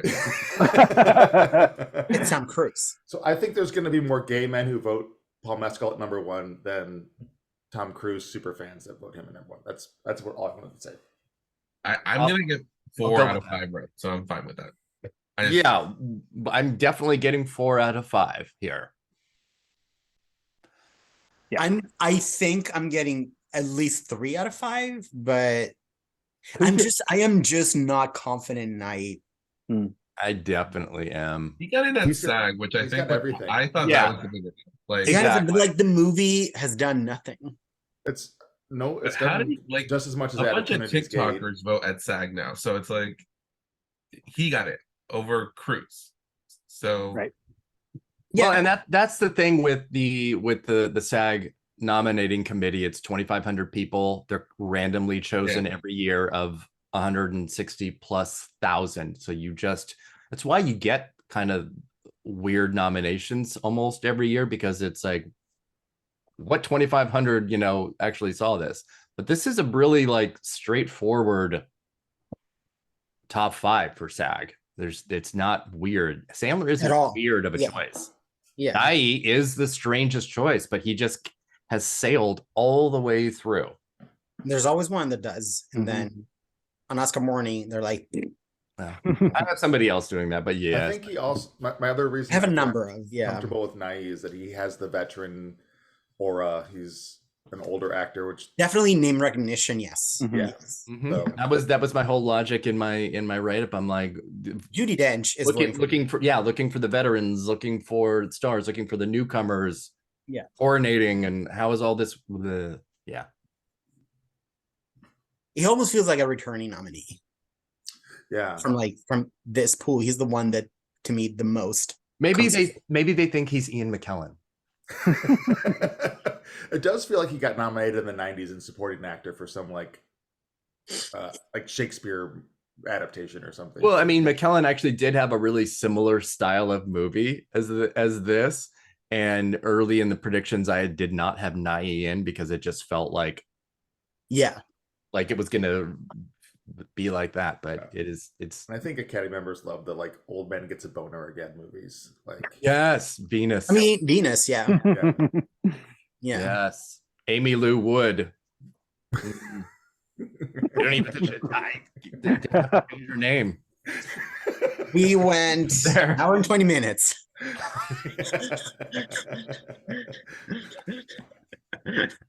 It's the year of dicks. The year It of is. dicks. Our ear of dicks. We've spent way too long on lead actor. This is unlike us. Let's move on to production. Yeah. This is too much for us. Too much talk about men. All right. Best production design. Erik, go ahead. Oh my god, the order of this is just fucking chaos. That's stupid. Okay. All right, production design: Elvis, Babylon, Avatar, Black Panther, and The Fabelmans. I have the same five. I have the same 5. Oh, Cesco. I don't. I have the same 4, but instead of Fablemans, I have All Quiet. Mm. mhm. John. It makes Yeah, sense. I have All Quiet, Babylon, Black Panther, Everything Everywhere, and Elvis. Mm. So Okay. I don't have Did you Fablemans. all have Everything Everywhere? I did. I don't have it. I don't. Okay, yeah. Put it at number 6. Yeah. It is my number 6. Yeah. I would love to see it show up. So Me too. It deserves to. Yep. It really deserves. Just the variety of tones and moods and locations and But again, it's like one of, like we're saying, from like makeup, it's one of those movies where like you really need to sort of like dissociate like how real it looks from the work that went into making it look that real. Because you're like, oh yeah, it's just a laundromat. But no, it's perfect. Yeah. It is. It's also the branch's weirdness with contemporary anything, whether it's costumes or production design, even though the movie has tons of non-contemporary Correct. sequences in it. Is like, is it enough? It's just a lot of it is so fractured that you don't really get to spend any time in any like one given location Yes. to be like, oh, that looks so pretty. Yes. So yeah. But I do think that it deserves to make it in, and Yep. not putting it in was really for me just my brain over my heart. I have it in 6.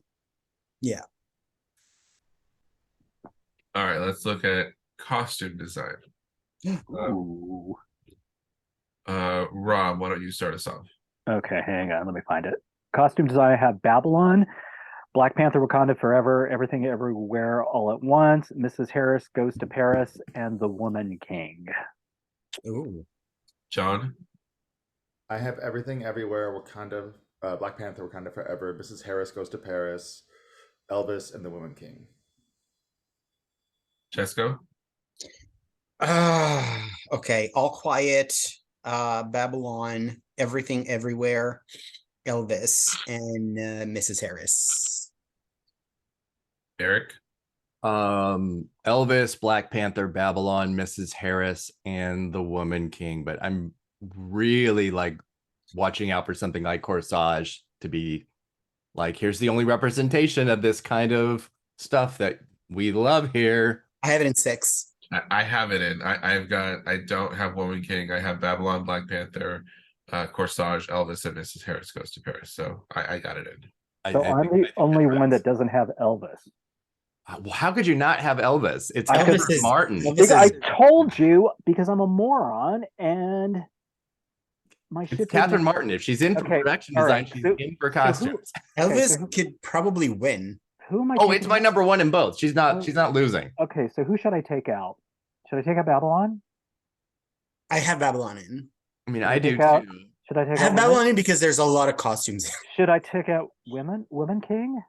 Yeah. It's the one I feel the least confident about. Definitely. I have it in, but I ended up taking what if out horrible Wakanda. voters feel like the Woman King and Black Panther's costumes are too much alike? What about? Because Everything. there will be people that are gonna like, Does everybody have Everything Everywhere All at Once? I Yeah, don't. You no. I do. I have it all the way down in 10th. Cesco, you have it. I do. It would be very, very deserved if it got in. Yep. Okay, But I have no faith in that branch. Okay, so I'm going to change I'm just switching Elvis for the Woman King. I'm doing that live. Carry on, folks. Everything Everywhere deserves to get in here, if alone for Michelle Yeoh's like beaded gown and Stephanie Shu's whole melange of like stuffed animals and all that at the end. I'm like, perfect. Okay. No. I have it in number 2. Oh my God. Yeah. Yeah, I have it. Wow. I thought we were all gonna like have it in there. Yeah. I wish. Okay, well, I'm going to stick with these 5. Cool. All right. Best original screenplay. This one's actually a pretty easy one, I thought. Fairly. I just switched mine after my finals yesterday. Oh, I was going to say, I thought we all had the same 5. Okay. Rob, go ahead and start us off.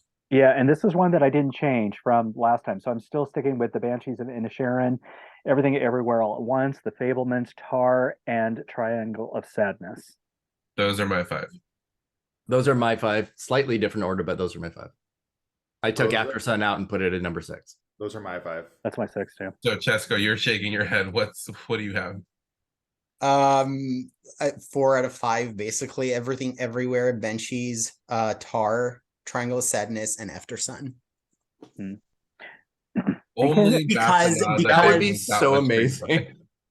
Because did we do cinematography, by the way? Not yet. Not yet. Okay.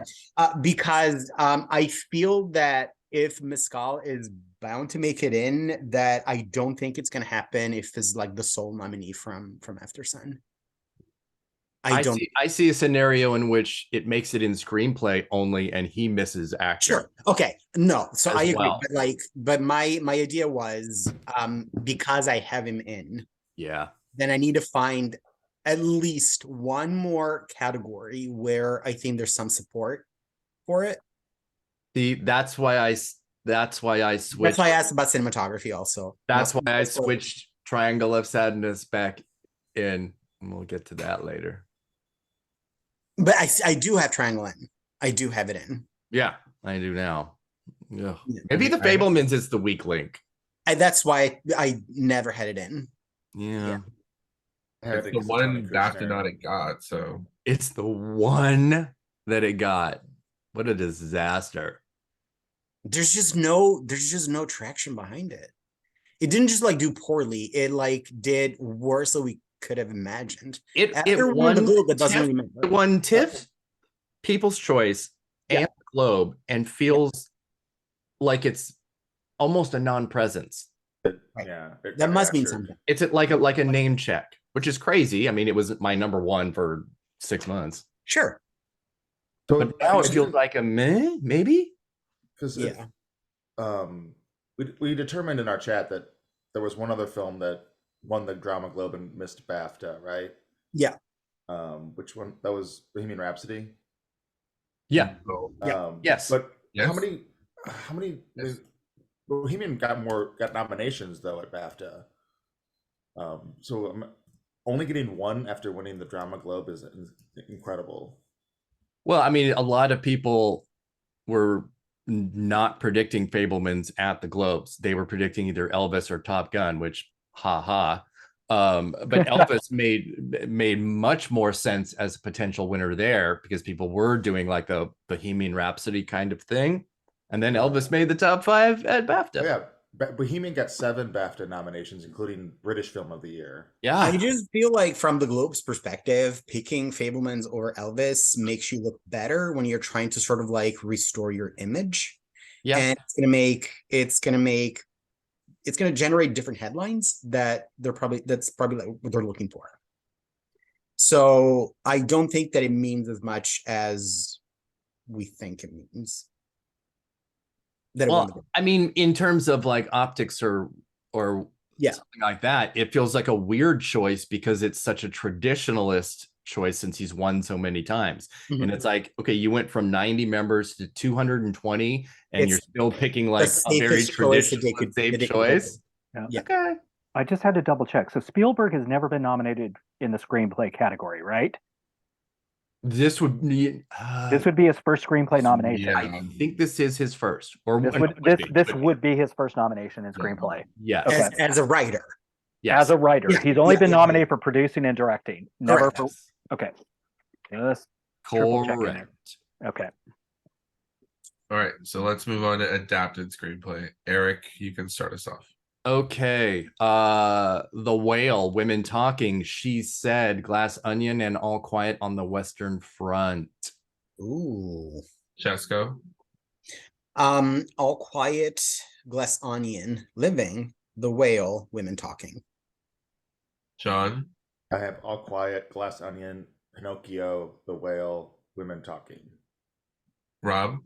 All Quiet, Women Talking, The Whale, She Said, and Glass Onion.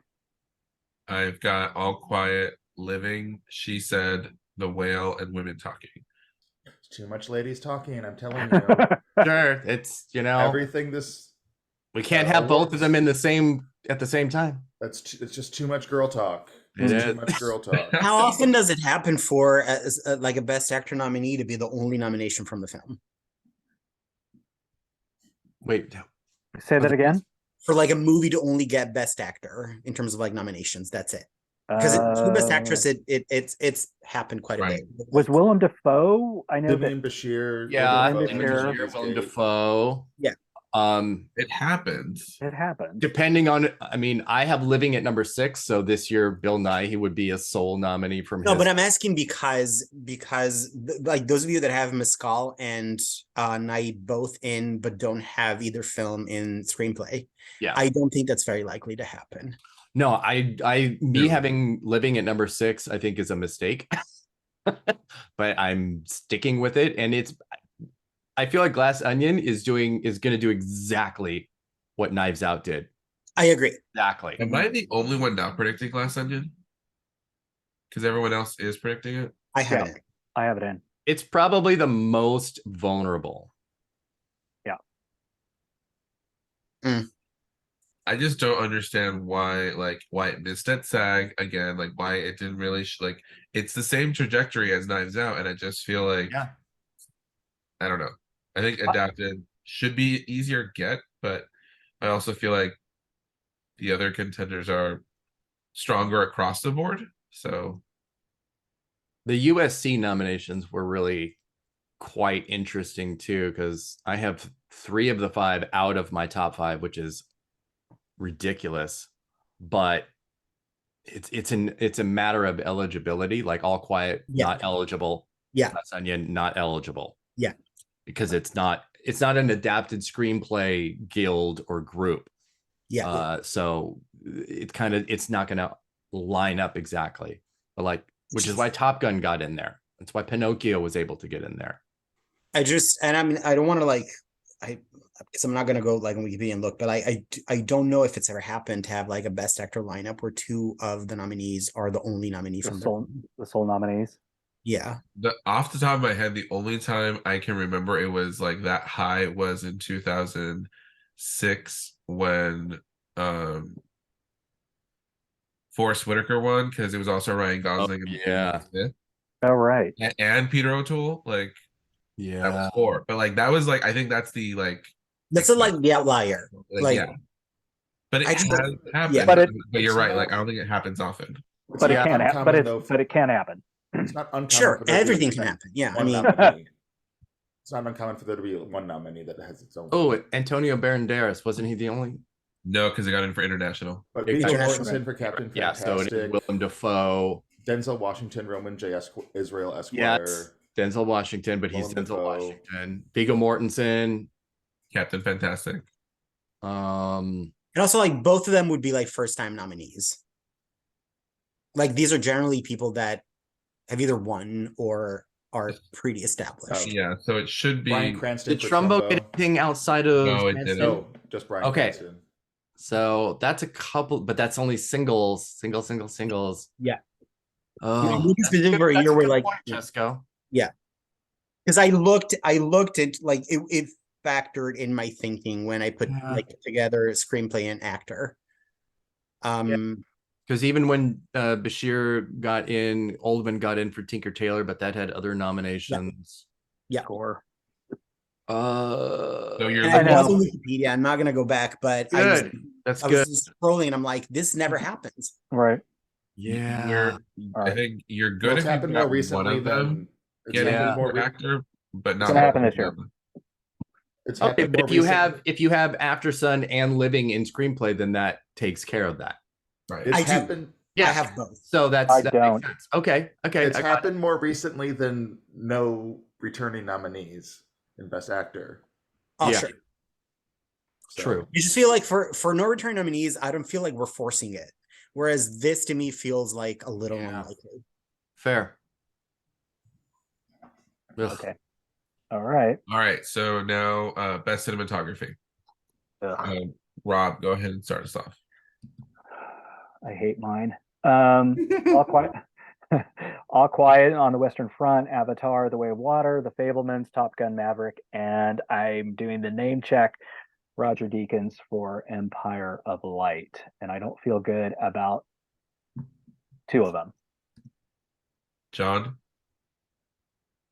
I have Avatar. I have All Quiet on the Western Front. That's how I sing it every time I think of it. Sorry. The Batman, Empire of Light, and Top Gun. Cesco. All Quiet, Avatar, Empire of Light, Top Gun, and then I have to predict After Sun because I cannot it feels wrong like to be alive and not do this. It should win every cinematography award for the And rest editing. and editing for us to decade. And I cannot bring myself to leave it out. I know that I'm going to be wrong, but I cannot bring myself to leave it out. I can't. Wow. That would be a great nomination. Yeah. But I think it's just too. Amazing. No, but I don't think people will. I just feel I don't think people get. I don't think people will understand how that. I feel film like the was shot. cinematographers might, and when a movie like this happens, which is like probably like once a decade, I have to believe that the Oscars somehow, from nowhere, are going to see the light and surprise us. Kind of like the screenplay for Worst Person in the World last year, where it's like something that is so amazing that it becomes like undeniable, even if it was like on nobody's radar.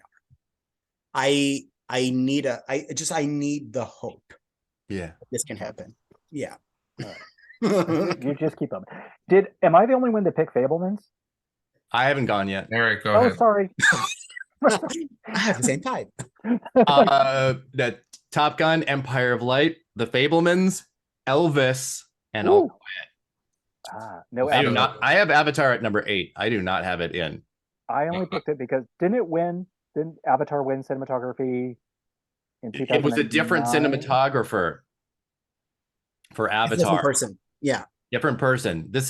The sequel is Russell Carpenter, who did Titanic and won everything, but Avatar missed ASC and wasn't even on the BAFTA long list.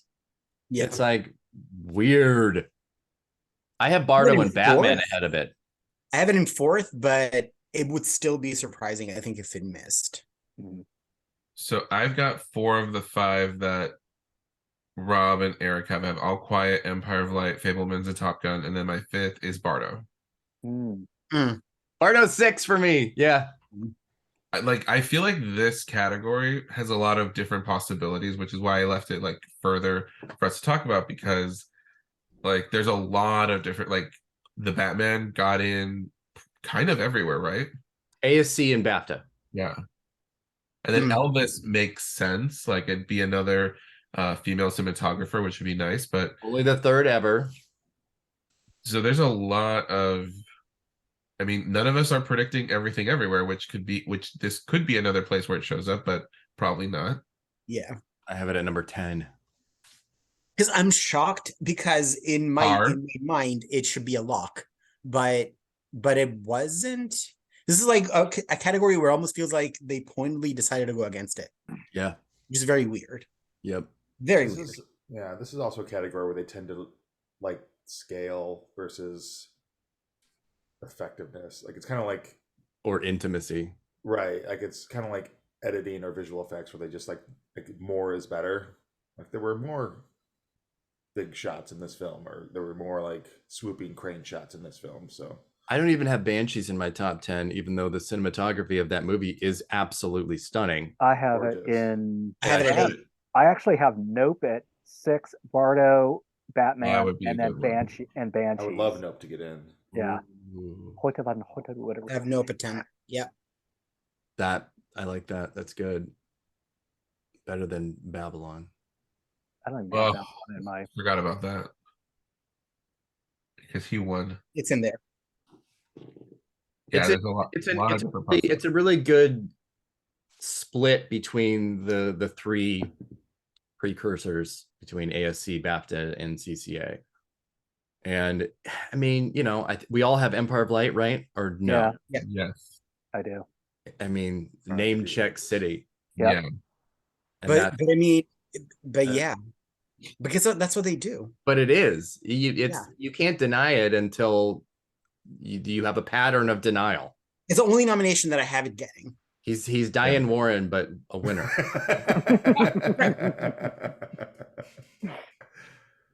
All right, let's move on to film editing. Eric, Ugh. you can start us I off don't with like. this I don't one. like this category either. Yeah, it's also messy. Yeah, this is a key category though, as we Mhm. all know, Yeah. unless you're Coda. Eric, go ahead. Oh fuck. Okay. Top Gun, Everything Everywhere All at Once, Elvis, Banshees, and All Quiet. Cesco. All Quiet, Everything Everywhere, Elvis, Top Gun, and Tar. I have Tar at 6. Sean.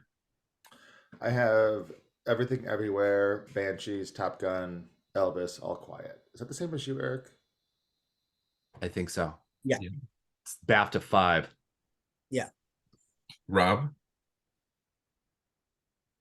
Yeah, I think I have 4 of the 5 that everybody has. All Quiet, Elvis, Everything, Top Gun, and then I put Avatar just because it's noisy. I've got 4 of the 5.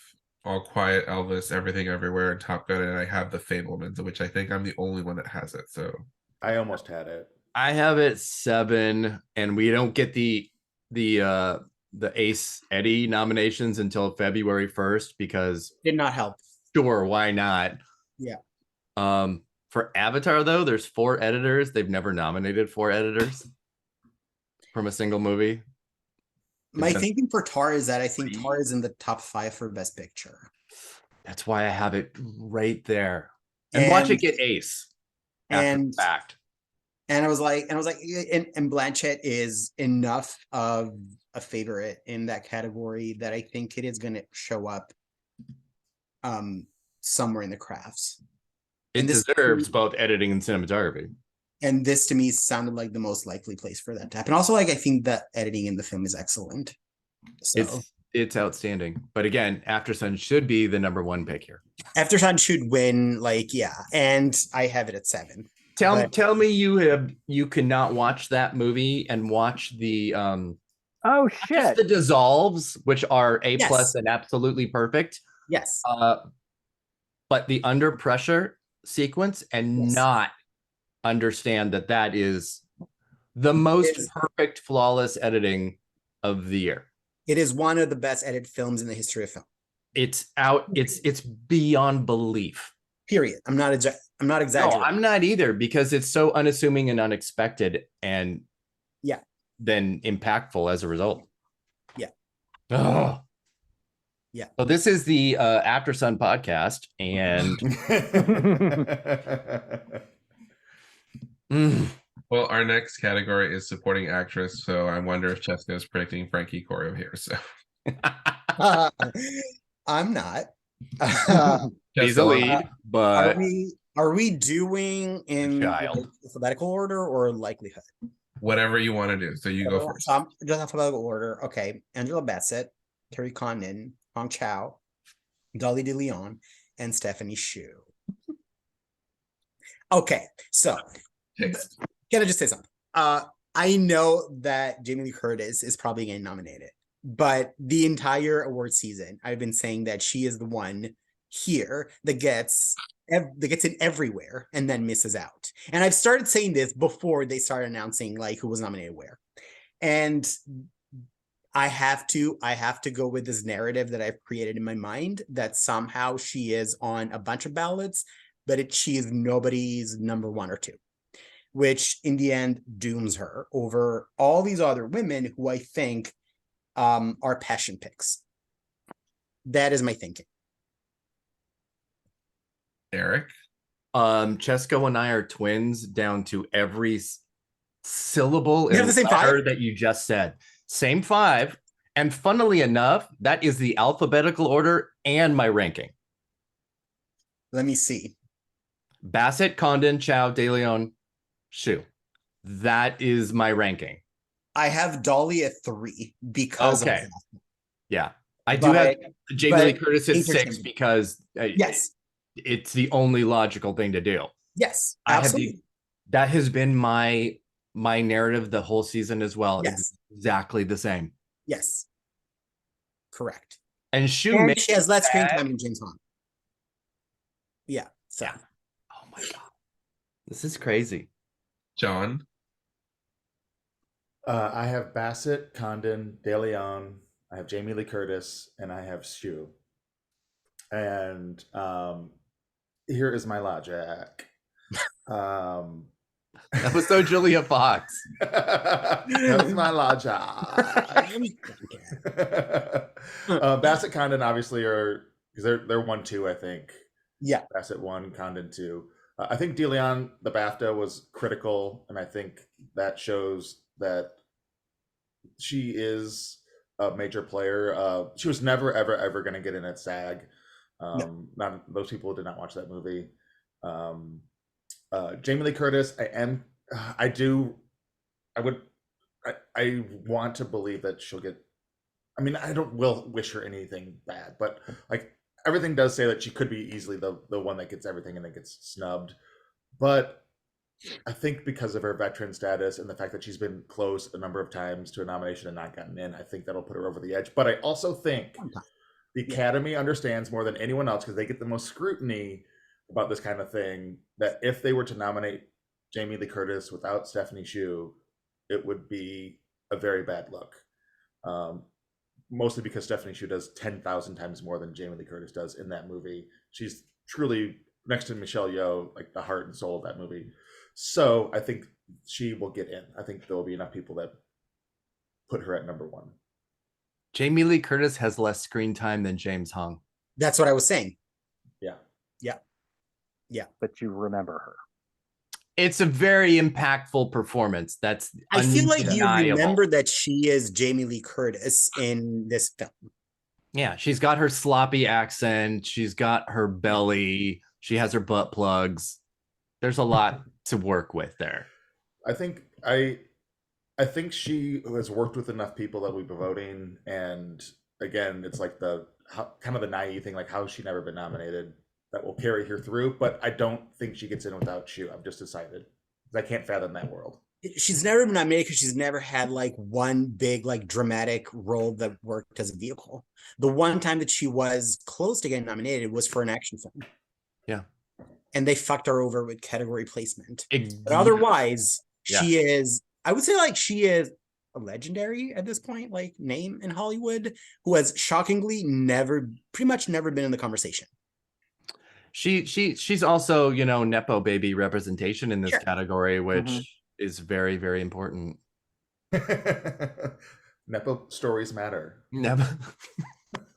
Yeah. Oh, Nepo. Rob, go ahead. Actually, I have 4 of the 5. I'm the only holdout. I'm not predicting Dolly De Leon. I have Bassett, Condon, Curtis, Shu, and then I originally had Monet, and then I switched her out for Hong Xiao. I'm sticking with not going with De Leon. It's probably, I don't know why, other than just name recognition, and I think that The Whale is going to overperform. I think um, yes. Um, I think Triangle is only getting in. Spoiler alert, is only getting in for original screenplay. I just don't see it happening. I think they're going to go for more name recognition, which is Curtis. I agree with you, John, about the Stephanie Shu. I had her in originally. I'm sticking with her. I think you can't go with you have to go with both, and I just don't see the De Leon happening. So that's just my gut. I could be totally wrong. There but are I no think, flaws in your reasoning. No, and actually, Triangle only getting in screenplay does fit with Absolutely. the history of a screenplay nominee being its only nomination. Mhm, Yep. That tracks. mhm. Yep. Yep. So those are my Also, five. there's no flaws in you, Rob. You're perfect. Um, I have decided to go with Chaos. Yes. Kiki Palmer. I no. Nina Haas. I have Angela Bassett, I have Carrie Condon, I have Hong Chau. I'm sold on all three. I still am very, very hesitant with Angela Bassett just because not her, but just the nature of that performance, that role, the studio, like everything all is just okay. Like, Can you imagine though? Talk about optics. Holy yeah, Oh, yeah. like, shit. but because she won and she's given speeches, like I think that's enough to keep her in here. If she had lost both, even if she got in everywhere, like it would have It been would be bad, but I think different. But she's won both. correct. Yeah. Um I don't know what to do with the everything everywhere ladies, and I've decided that Nina Haas is getting in. I knew there was some kind of something. The homosexual choice. I think I'm glad that someone brought her up. I think I mean the whole season I had said that she's going to get in thanks to Kate Blanchett, and I think it hasn't happened all season at all. You know, other than the Gotham and the Spirit Award. And so Even Sally Hawkins had a better run yeah. with the Blue Jasmine. Yeah.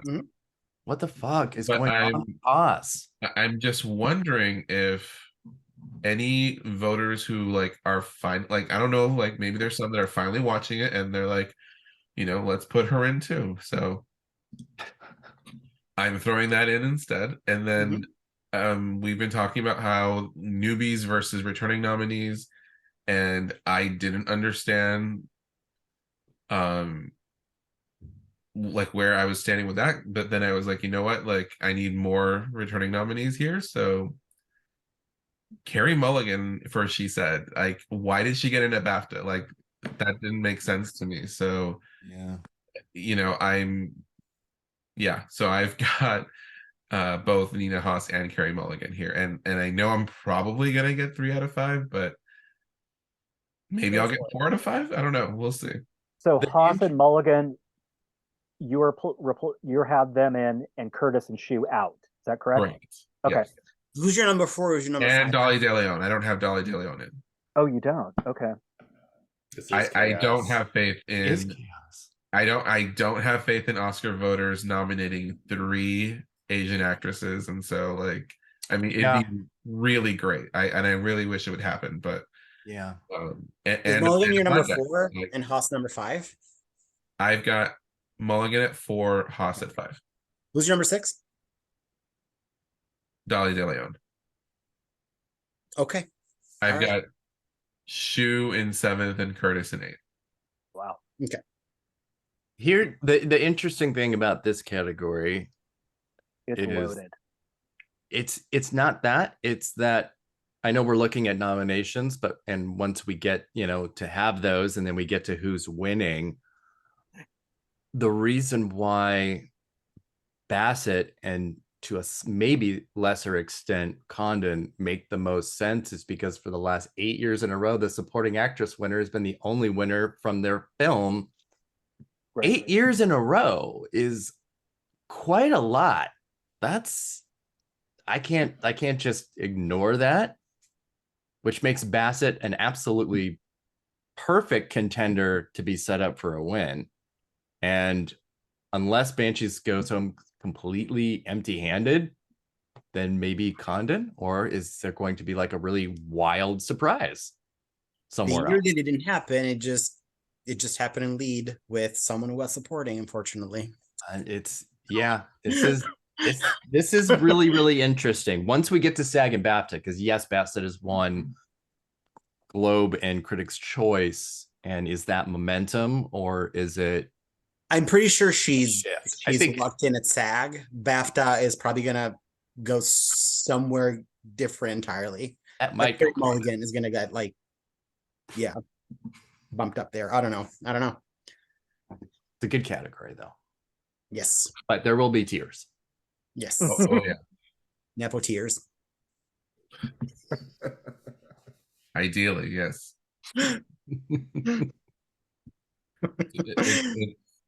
It's a really tough category, and like, Yeah.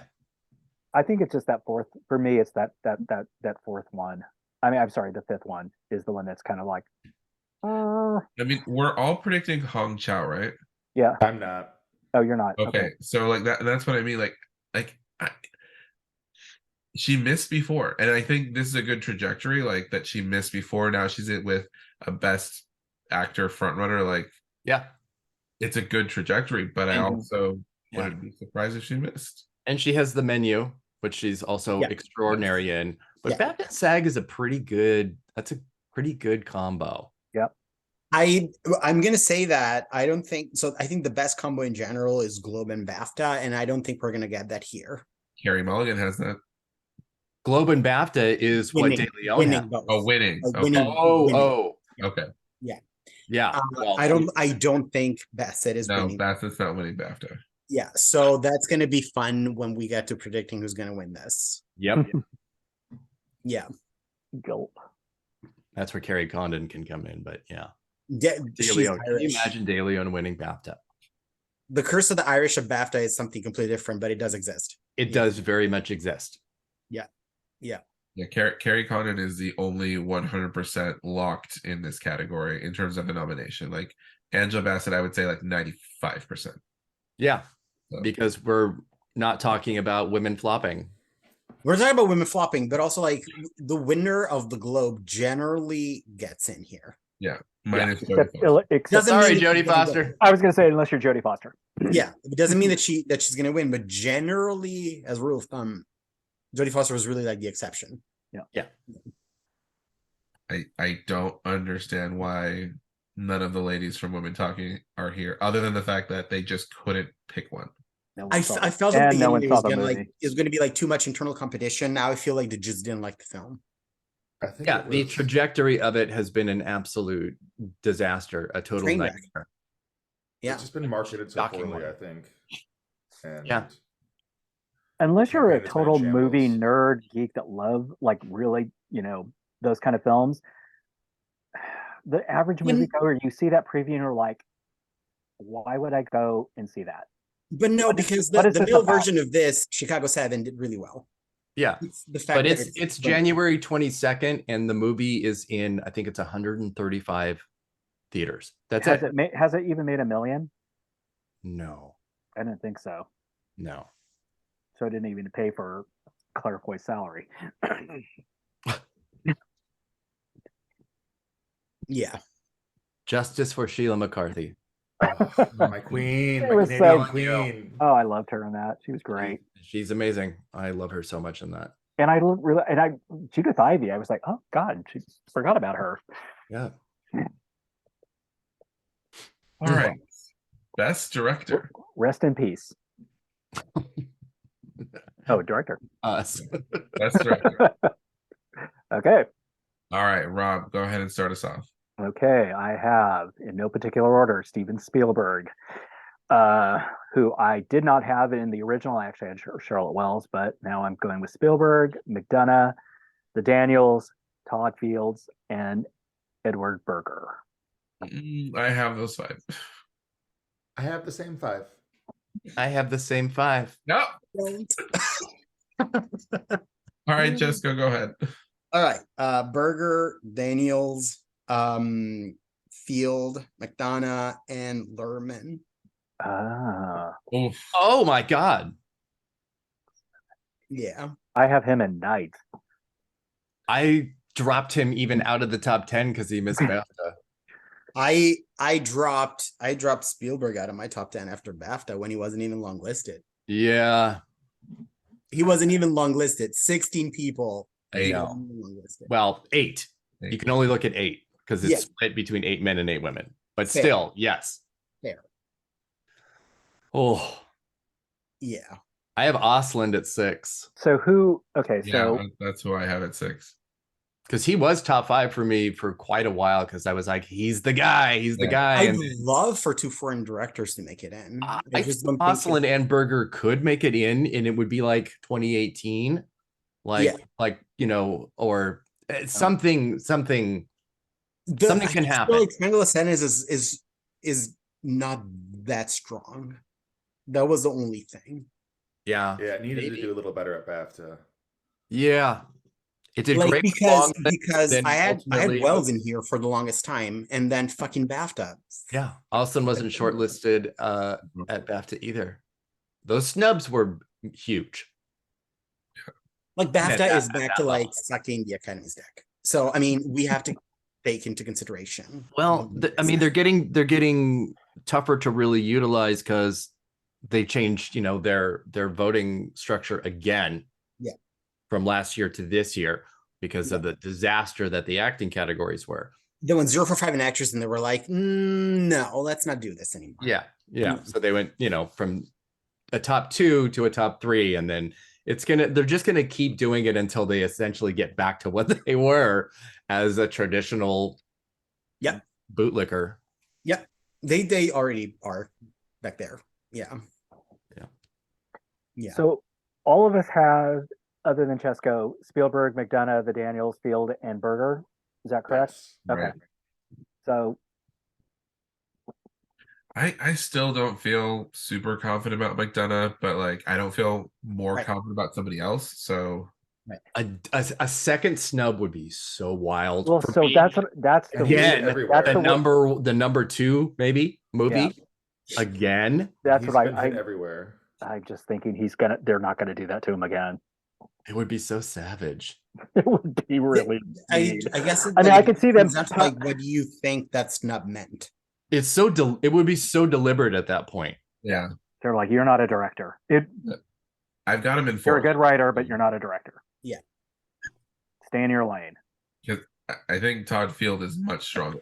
Like he got a DGA nod. Like that was And not yeah, happening. and I DGA feel like that was against the odds. It Yeah. really was because he totally fits the profile of the person that misses DGA and replaces the one that misses at the Oscars. Right. Yes. So that's pretty cool. Yeah. If it wasn't in a DGA, it would be like, and have Tough to Yield over, I don't know, James Cameron or Kaczynski. But no, he's solid. So these are the DGA are everybody except it's Kaminsky, not Berger. Is that right? Yeah. Yeah. Or DGA. Okay. Kaczynski. Kaczynski. Kaczynski, yeah. Yeah. Is it Kaczynski or Kaminsky? Kaczynski. Anyway, whatever. James He's Kaczynski is- whatever. He's not getting nominated, and he directed a mediocre action film. So whatever. Well, he is a perfect example of somebody that gets DGA and misses Oscar. Yes. So he'd be okay. Right. And I am praying on that. Oh, I'll cry. I'm not complaining, but like it's interesting that James Cameron like pretty much is out of this race. Yep. Yep. Absolutely out of it. I think he's You got your 2 billion, good. but there's also 3 more of these coming. Who asked Yeah. for these? After Tuesday, I guess I'm finally gonna have to watch that. So Avatar. I still haven't watched that or Top Gun. I've been like, I'll wait. Top Gun is really something you can keep in the background and not pay attention to Yeah. it, and it wouldn't really make any difference. And if you weren't looking, you wouldn't know that it's a sequel. You would think it was the first one. So Right. it is completely nonsensical. Best lead actress. yeah. Oh, we're doing it. All right. Oh, okay. All right. Here we Okay. go, everybody. Oh God. Coins. Okay. Okay. Eric, start us off. Eric, do it. I'm starting. Yes. I'll start. Okay. No, I'll do it. Oh my Okay. God. My write-up was like 13 paragraphs. This is bananas. Obviously we will get to her Yep. at some point during this conversation, but for now, let's just talk about who I think is getting in. Kate Blanchett, Michelle Yeoh, Viola Davis, Ana de Armas, and Danielle Deadwyler. So, John. I have Blanchett. This is alphabetical, not what? Well, fuck. Blanchett, Davis, de Armas, Williams, and Yeoh. Rob. I think I might have the same. Blanchett, Yeoh, Davis, Deadwyler, and Marilyn. So you have the same as Erik. Anna, right? I have Blanchett, de Armas, Deadwyler, Williams, Yeoh. I don't have Viola. Cesco. I know you why you kept me last. I also don't have Davis. yeah. Blanchett, Detweiler. Although Detweiler, I think we're only predicting her from her film. I have her in song, but that's Danielle. That's really bad news. That's bad. That's bad. The Armas, Michelle Yeoh, and in fifth place, I have the tragic hero of this award season, the flop that wouldn't flop, enduring icon, Andrew Riseborough into Leslie. And now, okay, because we need to talk about her, and I feel like someone needed to have her in. Yeah, I know.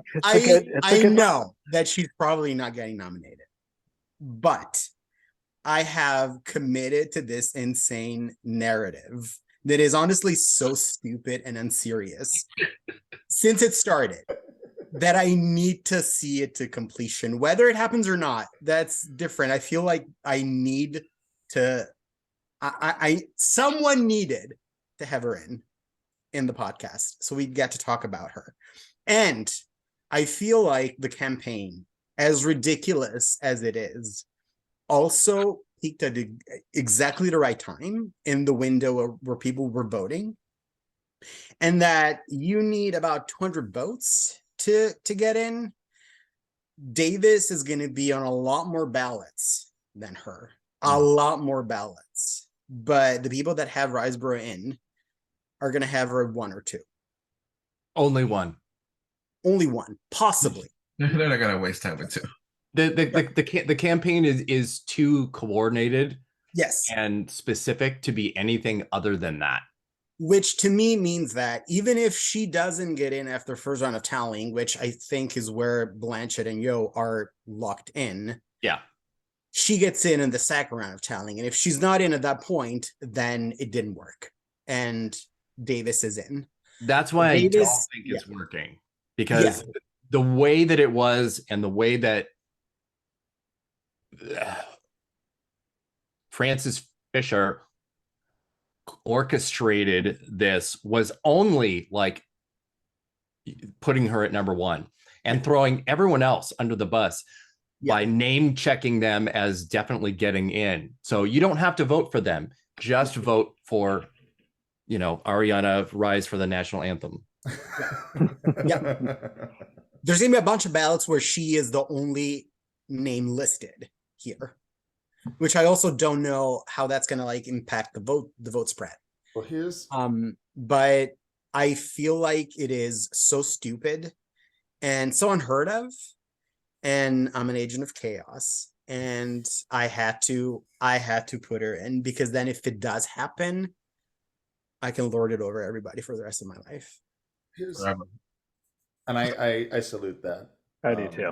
My thought is that I think there's a big difference between publicly supporting and then actually putting it on your ballot. So I think there's going to be people who publicly support it who don't put her on the ballot or don't put her at number one. I think there's going to be people who publicly support her and then also don't vote. And so I think she's definitely opened up the possibilities of what a campaign can look like. So there's if it were to win, or if she were to get in, it would it'll be studied for years how she made it happen. But I just don't think the votes are going to be there, because I feel like it also, the two Leslie thing came and went very, very fast. But it was that week. It started, it became a meme, and then everyone kind of laughed, and then it was. It literally only depends on what narrative you decide to buy into. Yeah, because there is no rhyme or reason to it. Right. There's no rhyme or reason to it. Yeah, I mean, everybody's using the timing of it right at voting as the justification to have her in, which makes sense. But you're talking about then, like you said, Cesco, over 200 people that would then have to be clued in to this performance that they absolutely did not know about before. Mm-hmm. Look at Watch their the stack of movie. screeners. Well, actually, it's all online. There are no more physical screeners, so you have to watch it online. And make that choice after you've already made your other choices. I will also think say that people vote for stuff that they haven't watched just because they heard about it. Yes. I think the one thing that makes it maybe possible isn't Davis, but it's actually Michelle Williams and canceling herself out by getting votes in both lead and supporting, and then not enough for either, which Nobody is has kind her of what in. I'm assuming is I going have her to in. happen. Yeah. That's part of my logic, but I don't have, Riseborough in. I have her at 10 just to not be Left in the dark. completely Yeah. off Yeah. the chart. I have Williams in, and I want to explain that. Oh, okay. And I have Deadweiler out, which is the first time I've ever had her out, but I want to explain that as well. Danielle, dead in the water. The reason I'm having Deadweiler out is I feel like no one at all is talking about the film outside of her. So I just don't trust that a lot of people have made the effort to see the film to vote her. So she was at my 5th for a while. The Anna de Armas thing, I was not wanting to predict her, but I feel like she's kind of like an elevated about. rise girl. Yeah, she's being talked about. She's hit everywhere.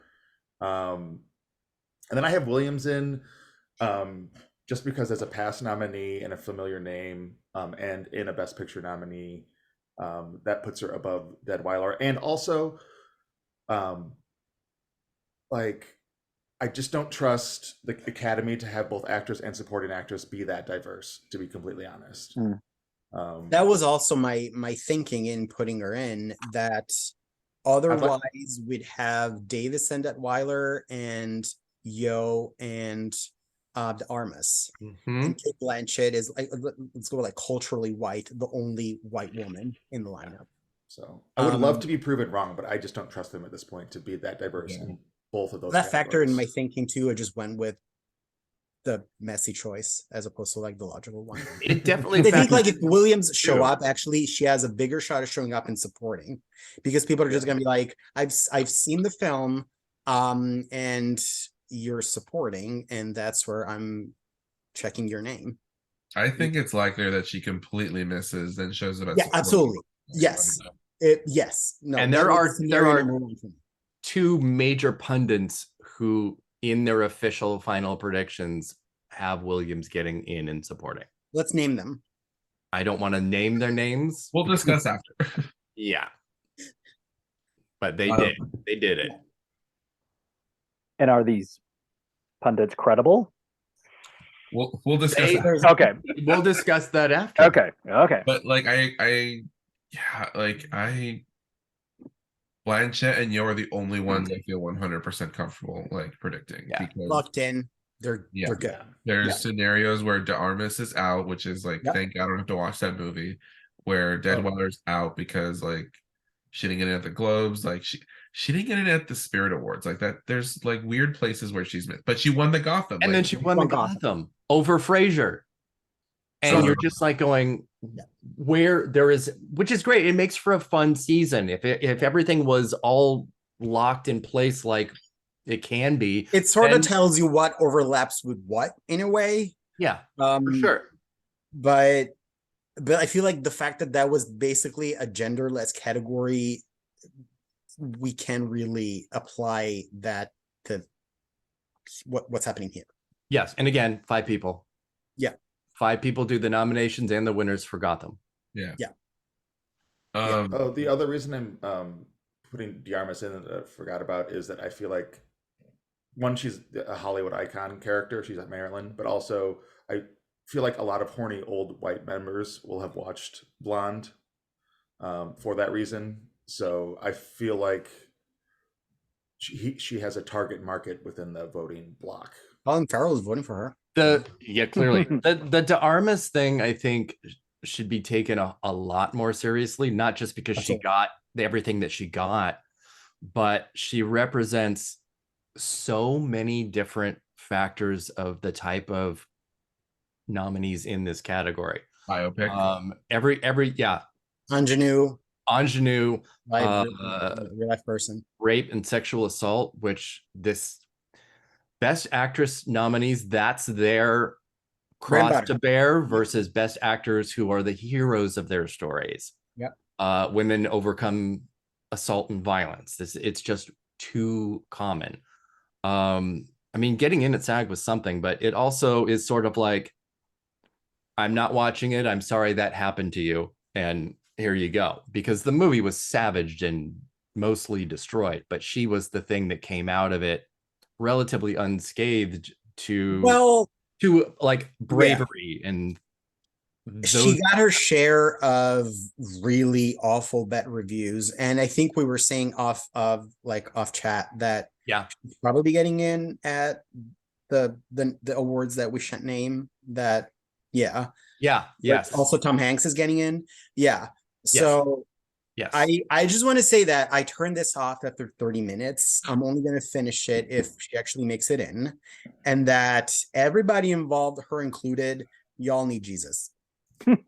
That movie is not it gets significantly worse and more problematic after that. Disgusting. 30 minutes. There are sequences that are just so purely and only for cruelty and debasement. I turned it off because I knew exactly where it was going to go. It's savage. And I don't have to sit through that. I will only finish it if they call her name on Tuesday. Yeah. Let's hope for Andrea. So, because I've seen that and I haven't seen Blonde, so I've seen all of this. I'm not predicting Andrea, but I hope she does. So, because I've already the role for Andrea, to her credit, is Oscar catnip. I think it's a perfectly fine nondescript performance of an expert actress doing a very poorly written role justice. The role itself is exactly what they like to vote for. And I feel like she has enough name recognition that, apart from the grassroots insane campaign, a bunch of people have voted, have worked for her. It's just so weird that it's such a traditional indie performance that can get in, but it is such an underwritten version of it. Yeah. In talking about debasement and cruelty to women in their situations, there is so little in this that falls in line with that kind of thing, especially for a character of extreme alcoholism. There isn't much that is kind of gross that voters respond to. She's just drunk and crying in the rain. It's so generic. Yeah, it's super generic. And I'm thinking, why didn't this happen for, I don't know, Dale Dickey in A Lost Song? Or anything. Yeah, or anybody else. Or Tilda Swinton and Julia, which was the original version of this. Yes. What the fuck? There has got to be I don't know. There has got to be a reason why she was chosen. And the reason is there is a woman shooting John in the head. There is. And and there are several articles how pissed off she is now that have gone into detail why, and but I mean, that is one of them. She has a name and people have worked with her. She is well known. She was better very unlikely this year. It is very unlikely to happen, but someone had to bite the bullet. Oh yeah, to John's point, if it happens, we will be talking about this for literally the next 20 years. And honestly, the part of me that hopes it happens, I hope that it opens the door for smaller films to get this kind of recognition in the future. But that's not the or reason kind that of this would be happening. No. But this if it has any effect in terms of like dictating how award season go in the future, I hope that it opens the door for smaller films that nobody gives a shit about, but are actually good to actually make a dent. I would love that. Purely by word of mouth. Yeah, if it does happen, literally the day voting starts next year, there's going to be like 10 different celebrities going on Instagram Live to like personally shill for a friend. You know, like it's going to change the way people campaign. It's yeah. I just want to know if Madonna's putting her at number 1. You should have gotten in for WE. She definitely is. If she is, Madonna votes for the Oscars. I think. I think so. I thought she mentioned it before. She a Yeah, member? that's what I think she's mentioned in interviews. Yeah. She is on top of Madonna's ballot. Even if she wasn't an Academy member, I could see her sending in a ballot. This is my This is a power big dick move. These are my favorite films. She'll just steal Rosie O'Donnell's ballot and vote for her. Oh my god. Okay. Okay, well, Best picture. that was fairly painless.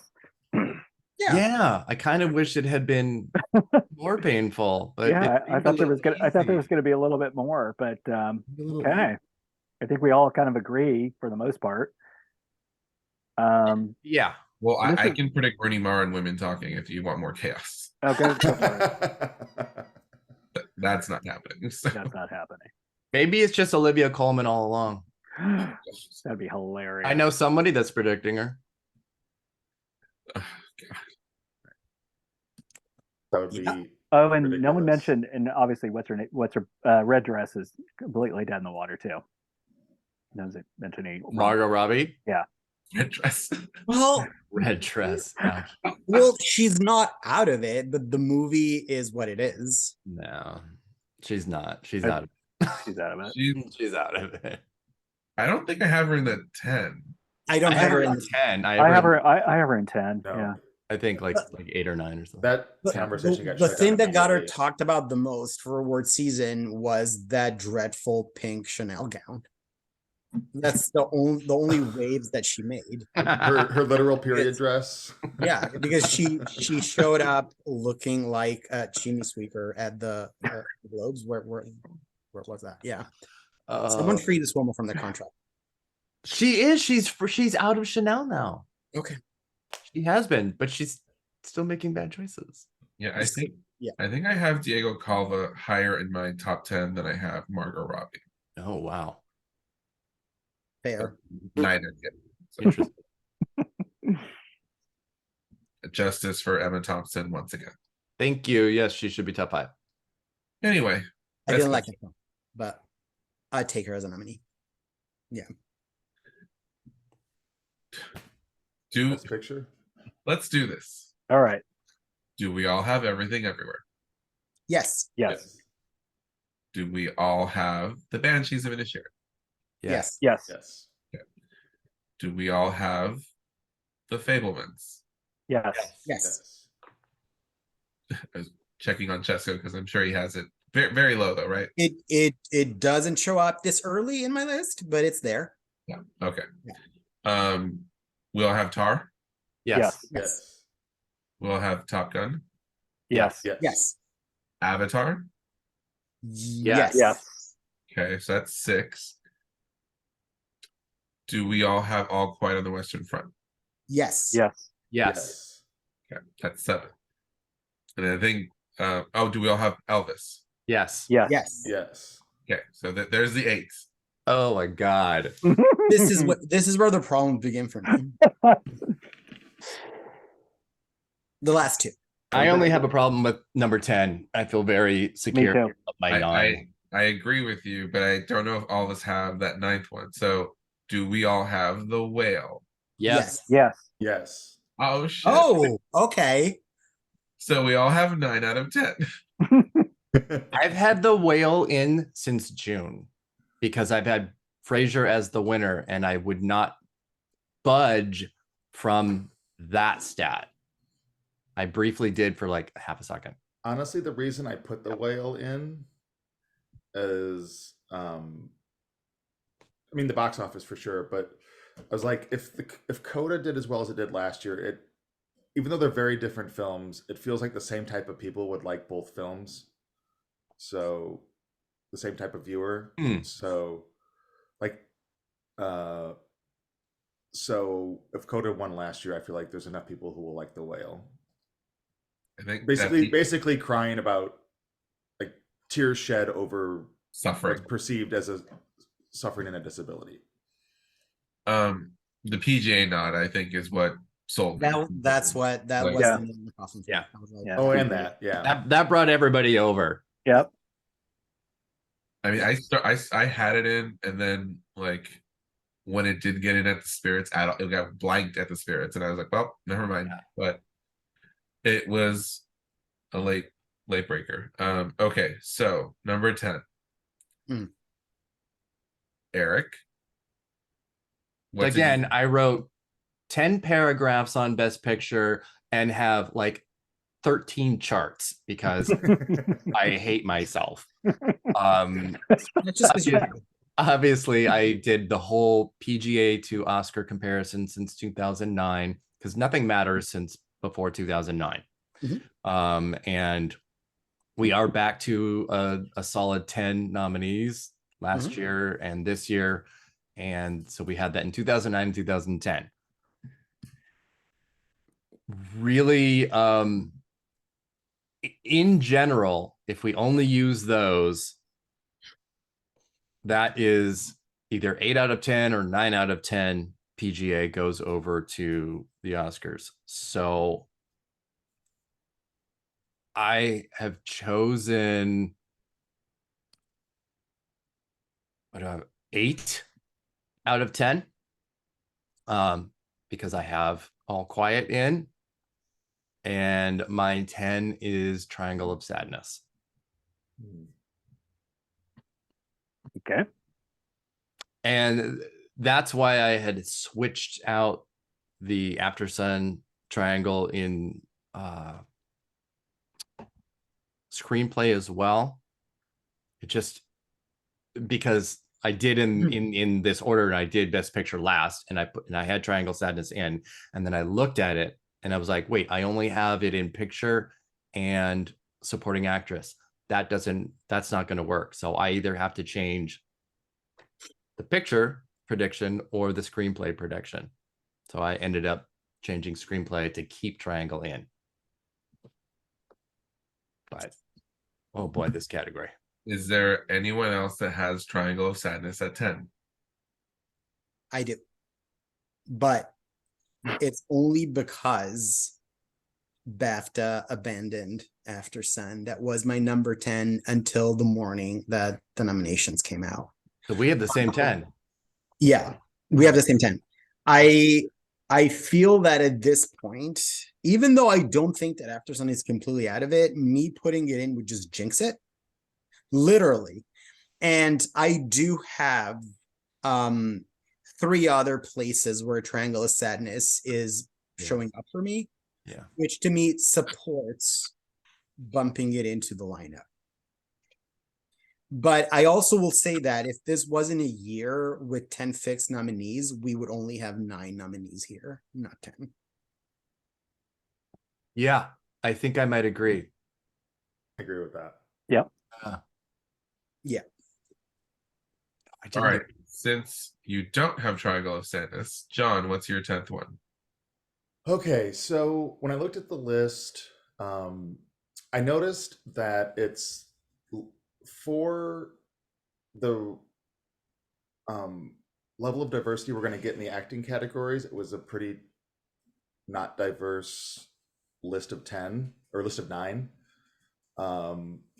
So then I was thinking between Black Panther and actually The Woman King, just because I feel like that the Gina Prince Brethwood got in director at Critics' Choice and BAFTA, It got in its stunt ensemble at SAG.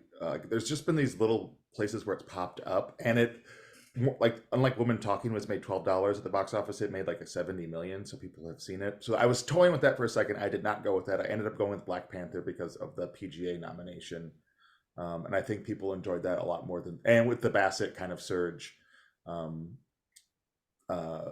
that made sense over Glass Onion, which I feel like everyone thought was absolutely fine.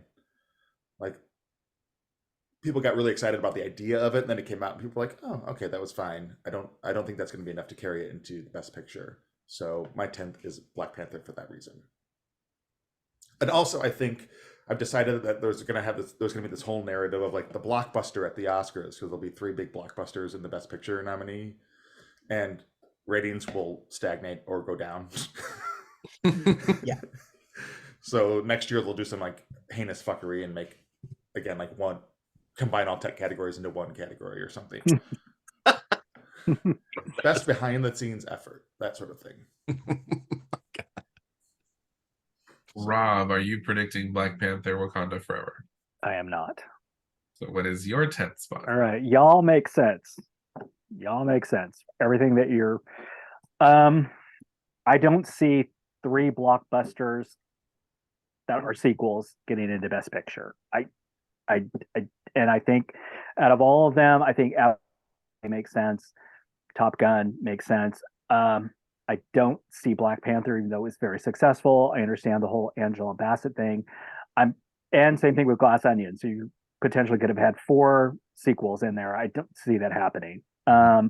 So I'm taking all of those out. I would love After Sun. I don't see that. Women King, that's and Women Talking and Trial of Sadness. I did say that I didn't think it was. I think low nomination was going to be original screenplay. So I'm going to stick with what I had originally, and I'm probably going to be dead wrong. But I'm still saying that 10th is going to be Babylon. Oh, Yeah. yeah, Yeah, That could totally happen. yeah. Totally happen. I have it dead last 10th. Yeah, but I it could just- totally happen. And we'll know right away when they start announcing them if they do alphabetical order, if I'm wrong or right. I know. I keep thinking about that, and I've already started making my lists of like, Well, if it shows up like in 3rd place. Because you have All Quiet and Avatar. Right. Yeah. So I can see yeah, that I mean, happening. like I said, I could be dead wrong. I just don't feel good about Black Panther getting in. It's a good prediction. yeah. Or Triangle. Yeah. I think just too weird, too quirky. Yeah. Women Talking, just like, yeah, same thing. Yeah.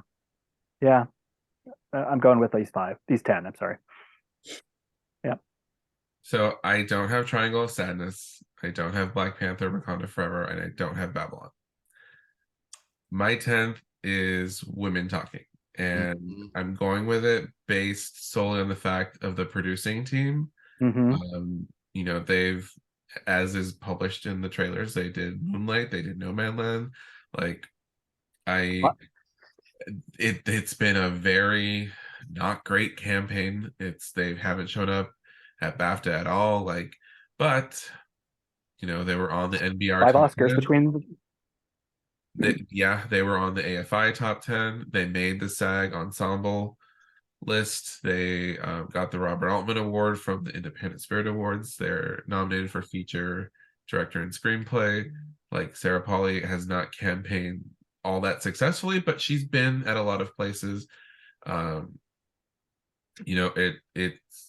It should have done better, but I mean, I have it getting in for picture, adapted screenplay, and score, which like that's 3. Like a lot of films get 3. Like we've got films that got 2. So yeah, and I definitely think we're getting in the next couple of years like a movie that only gets in for Best Picture. Like it's gonna happen again. Like we're not there yet this year, but like it's gonna happen soon.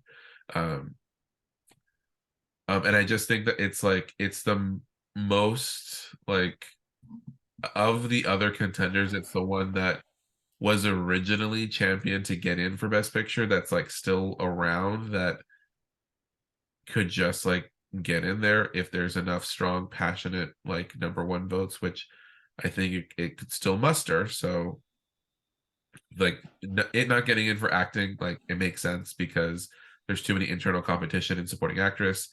Like supporting actor, there was just no path for Wishaw apparently. So Which is crazy because Yeah. he has no internal competition. and that category sucks. But so yeah, so like and if in a fluke Wishaw shows up and Buckley shows up, that's It 5 wouldn't be a fluke, overall. though, I don't think. So Yeah. Supporting actor was completely done apart by how strong the front runner is. Yeah. Where we literally have no fucking idea who else people liked in that category. So yeah, it could still happen. Yeah, I have Women Talking at 11. The SAG nomination was like Mhm. Glimmer of hope. Yeah. a hope. I also think that it could win SAG because Wow. like I know obviously Banshees and Everything Everywhere are leading, but like just because you lead SAG doesn't always mean you win SAG ensemble. So No, it usually means you don't. Well, not usually now, because Chicago and Shakespeare in Right. Love both Just did. a matter of that people watched it because not a lot of people have watched it. yeah. So none of us are predicting the Woman King. It, I thought No. about it, but no. it missed everywhere. Yeah. Yeah, I know a lot of people had been a little bit early in it because it came out in September. It kind of was. They had a gave healthy bit box office. of early popularity, yeah, and Mhm. good box office, but That's not- a movie that should have shown up at PGA. It should have shown up in SAG Ensemble. Yep. Could have shown up at DJ. So like there's a lot of places where it should have been, but It Yeah. could have been. I have it getting 0. Yeah, it wasn't even a Critics' Choice because they Yeah. went for RRR because everybody at that time thought that that was going to be like a thing. Right. For your consideration. I wish RRR could get in a few places like Me too. cinematography or I mean, it's gonna walk away with an Oscar. Yep. Yeah, it's definitely it. Yeah, I think it's winning song. It'll win song. And everyone's going to have so much fun with that lip sync performance, but Can't wait. I can't wait for that performance. I but it's can't, going to be great. can't wait. They'll probably open with it. That's like, I don't know, such a thing to do. Unless they open with Austin Butler singing Elvis. No, don't put that in the universe. I don't think that's happening. I hope not. Wow. Okay. Who's everybody's nomination leader and how many? Oh yes. Oh shit. So I have the Fablemans leading with 9, and I've got Everything Everywhere and Banshees and All Quiet tied with 8. I have All Quiet with 13. Oh, wow. Yeah. I have Everything Everywhere with 10, and I think Banshees and All Quiet with 8 each. I have Banshees at 9 and then a 3-way tie between Everything Everywhere, Elvis, and All Quiet with 8. I think I have Everywhere with 9. But my biggest nomination is My Year of Dicks. That's the girthiest nomination I have. Please have Jennifer Coolidge present that category. Please. My Year of Dick. Yeah. Season 2 of White Lotus was My Year of Dicks. She really should actually do that category, and they should just orchestrate it so that that's the winner. Yes, they're trying to murder me.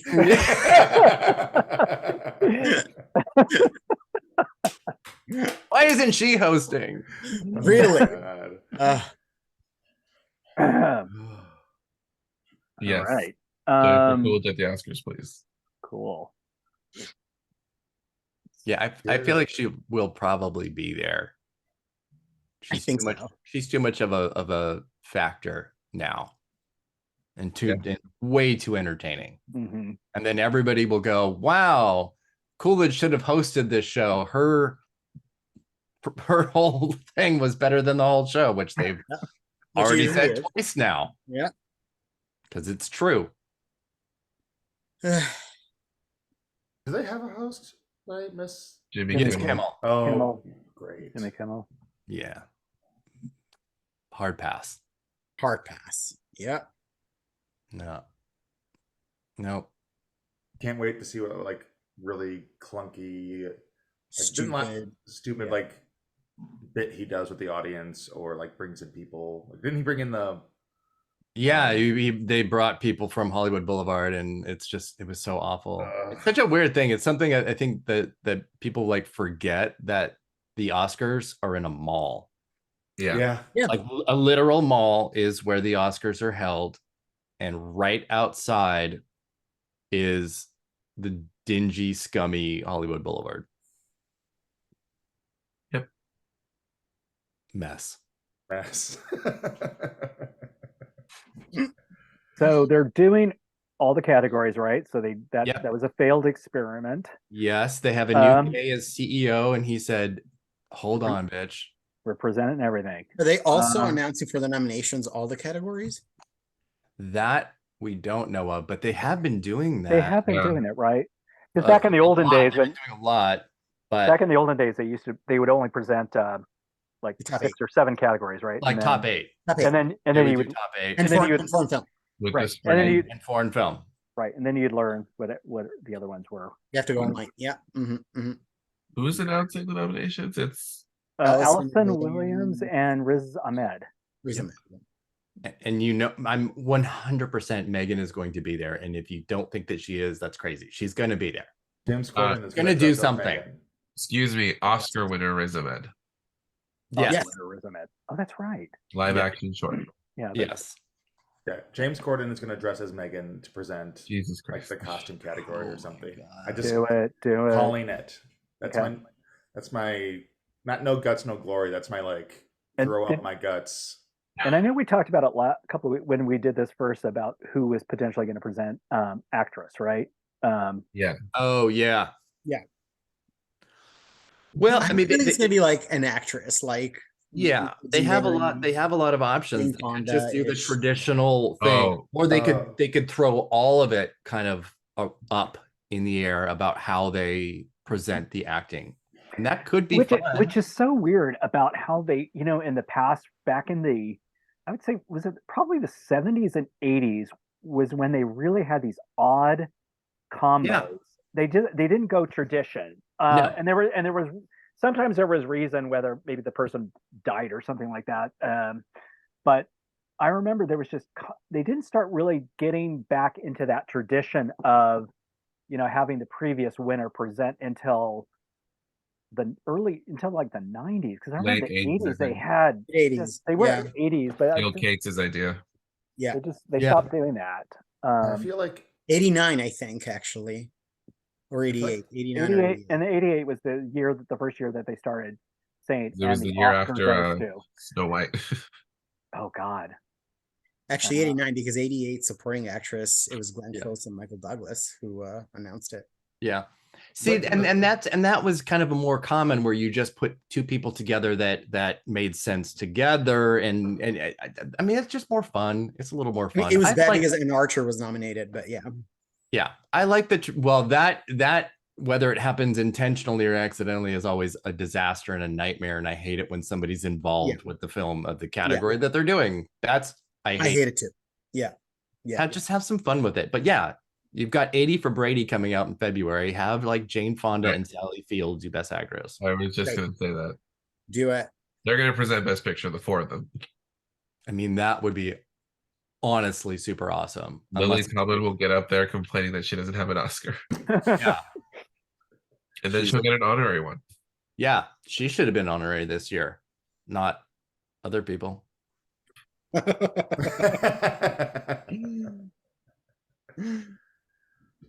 All right. Well, and then it'll go on for 5 hours, and Yeah, and this Should be is six. already shorter than mine, so yeah. Yeah. We'll just We will revisit then after nominations, which are on Tuesday. Mhm. And I'm assuming, is Ray going to be 5:30. up and ready to do it?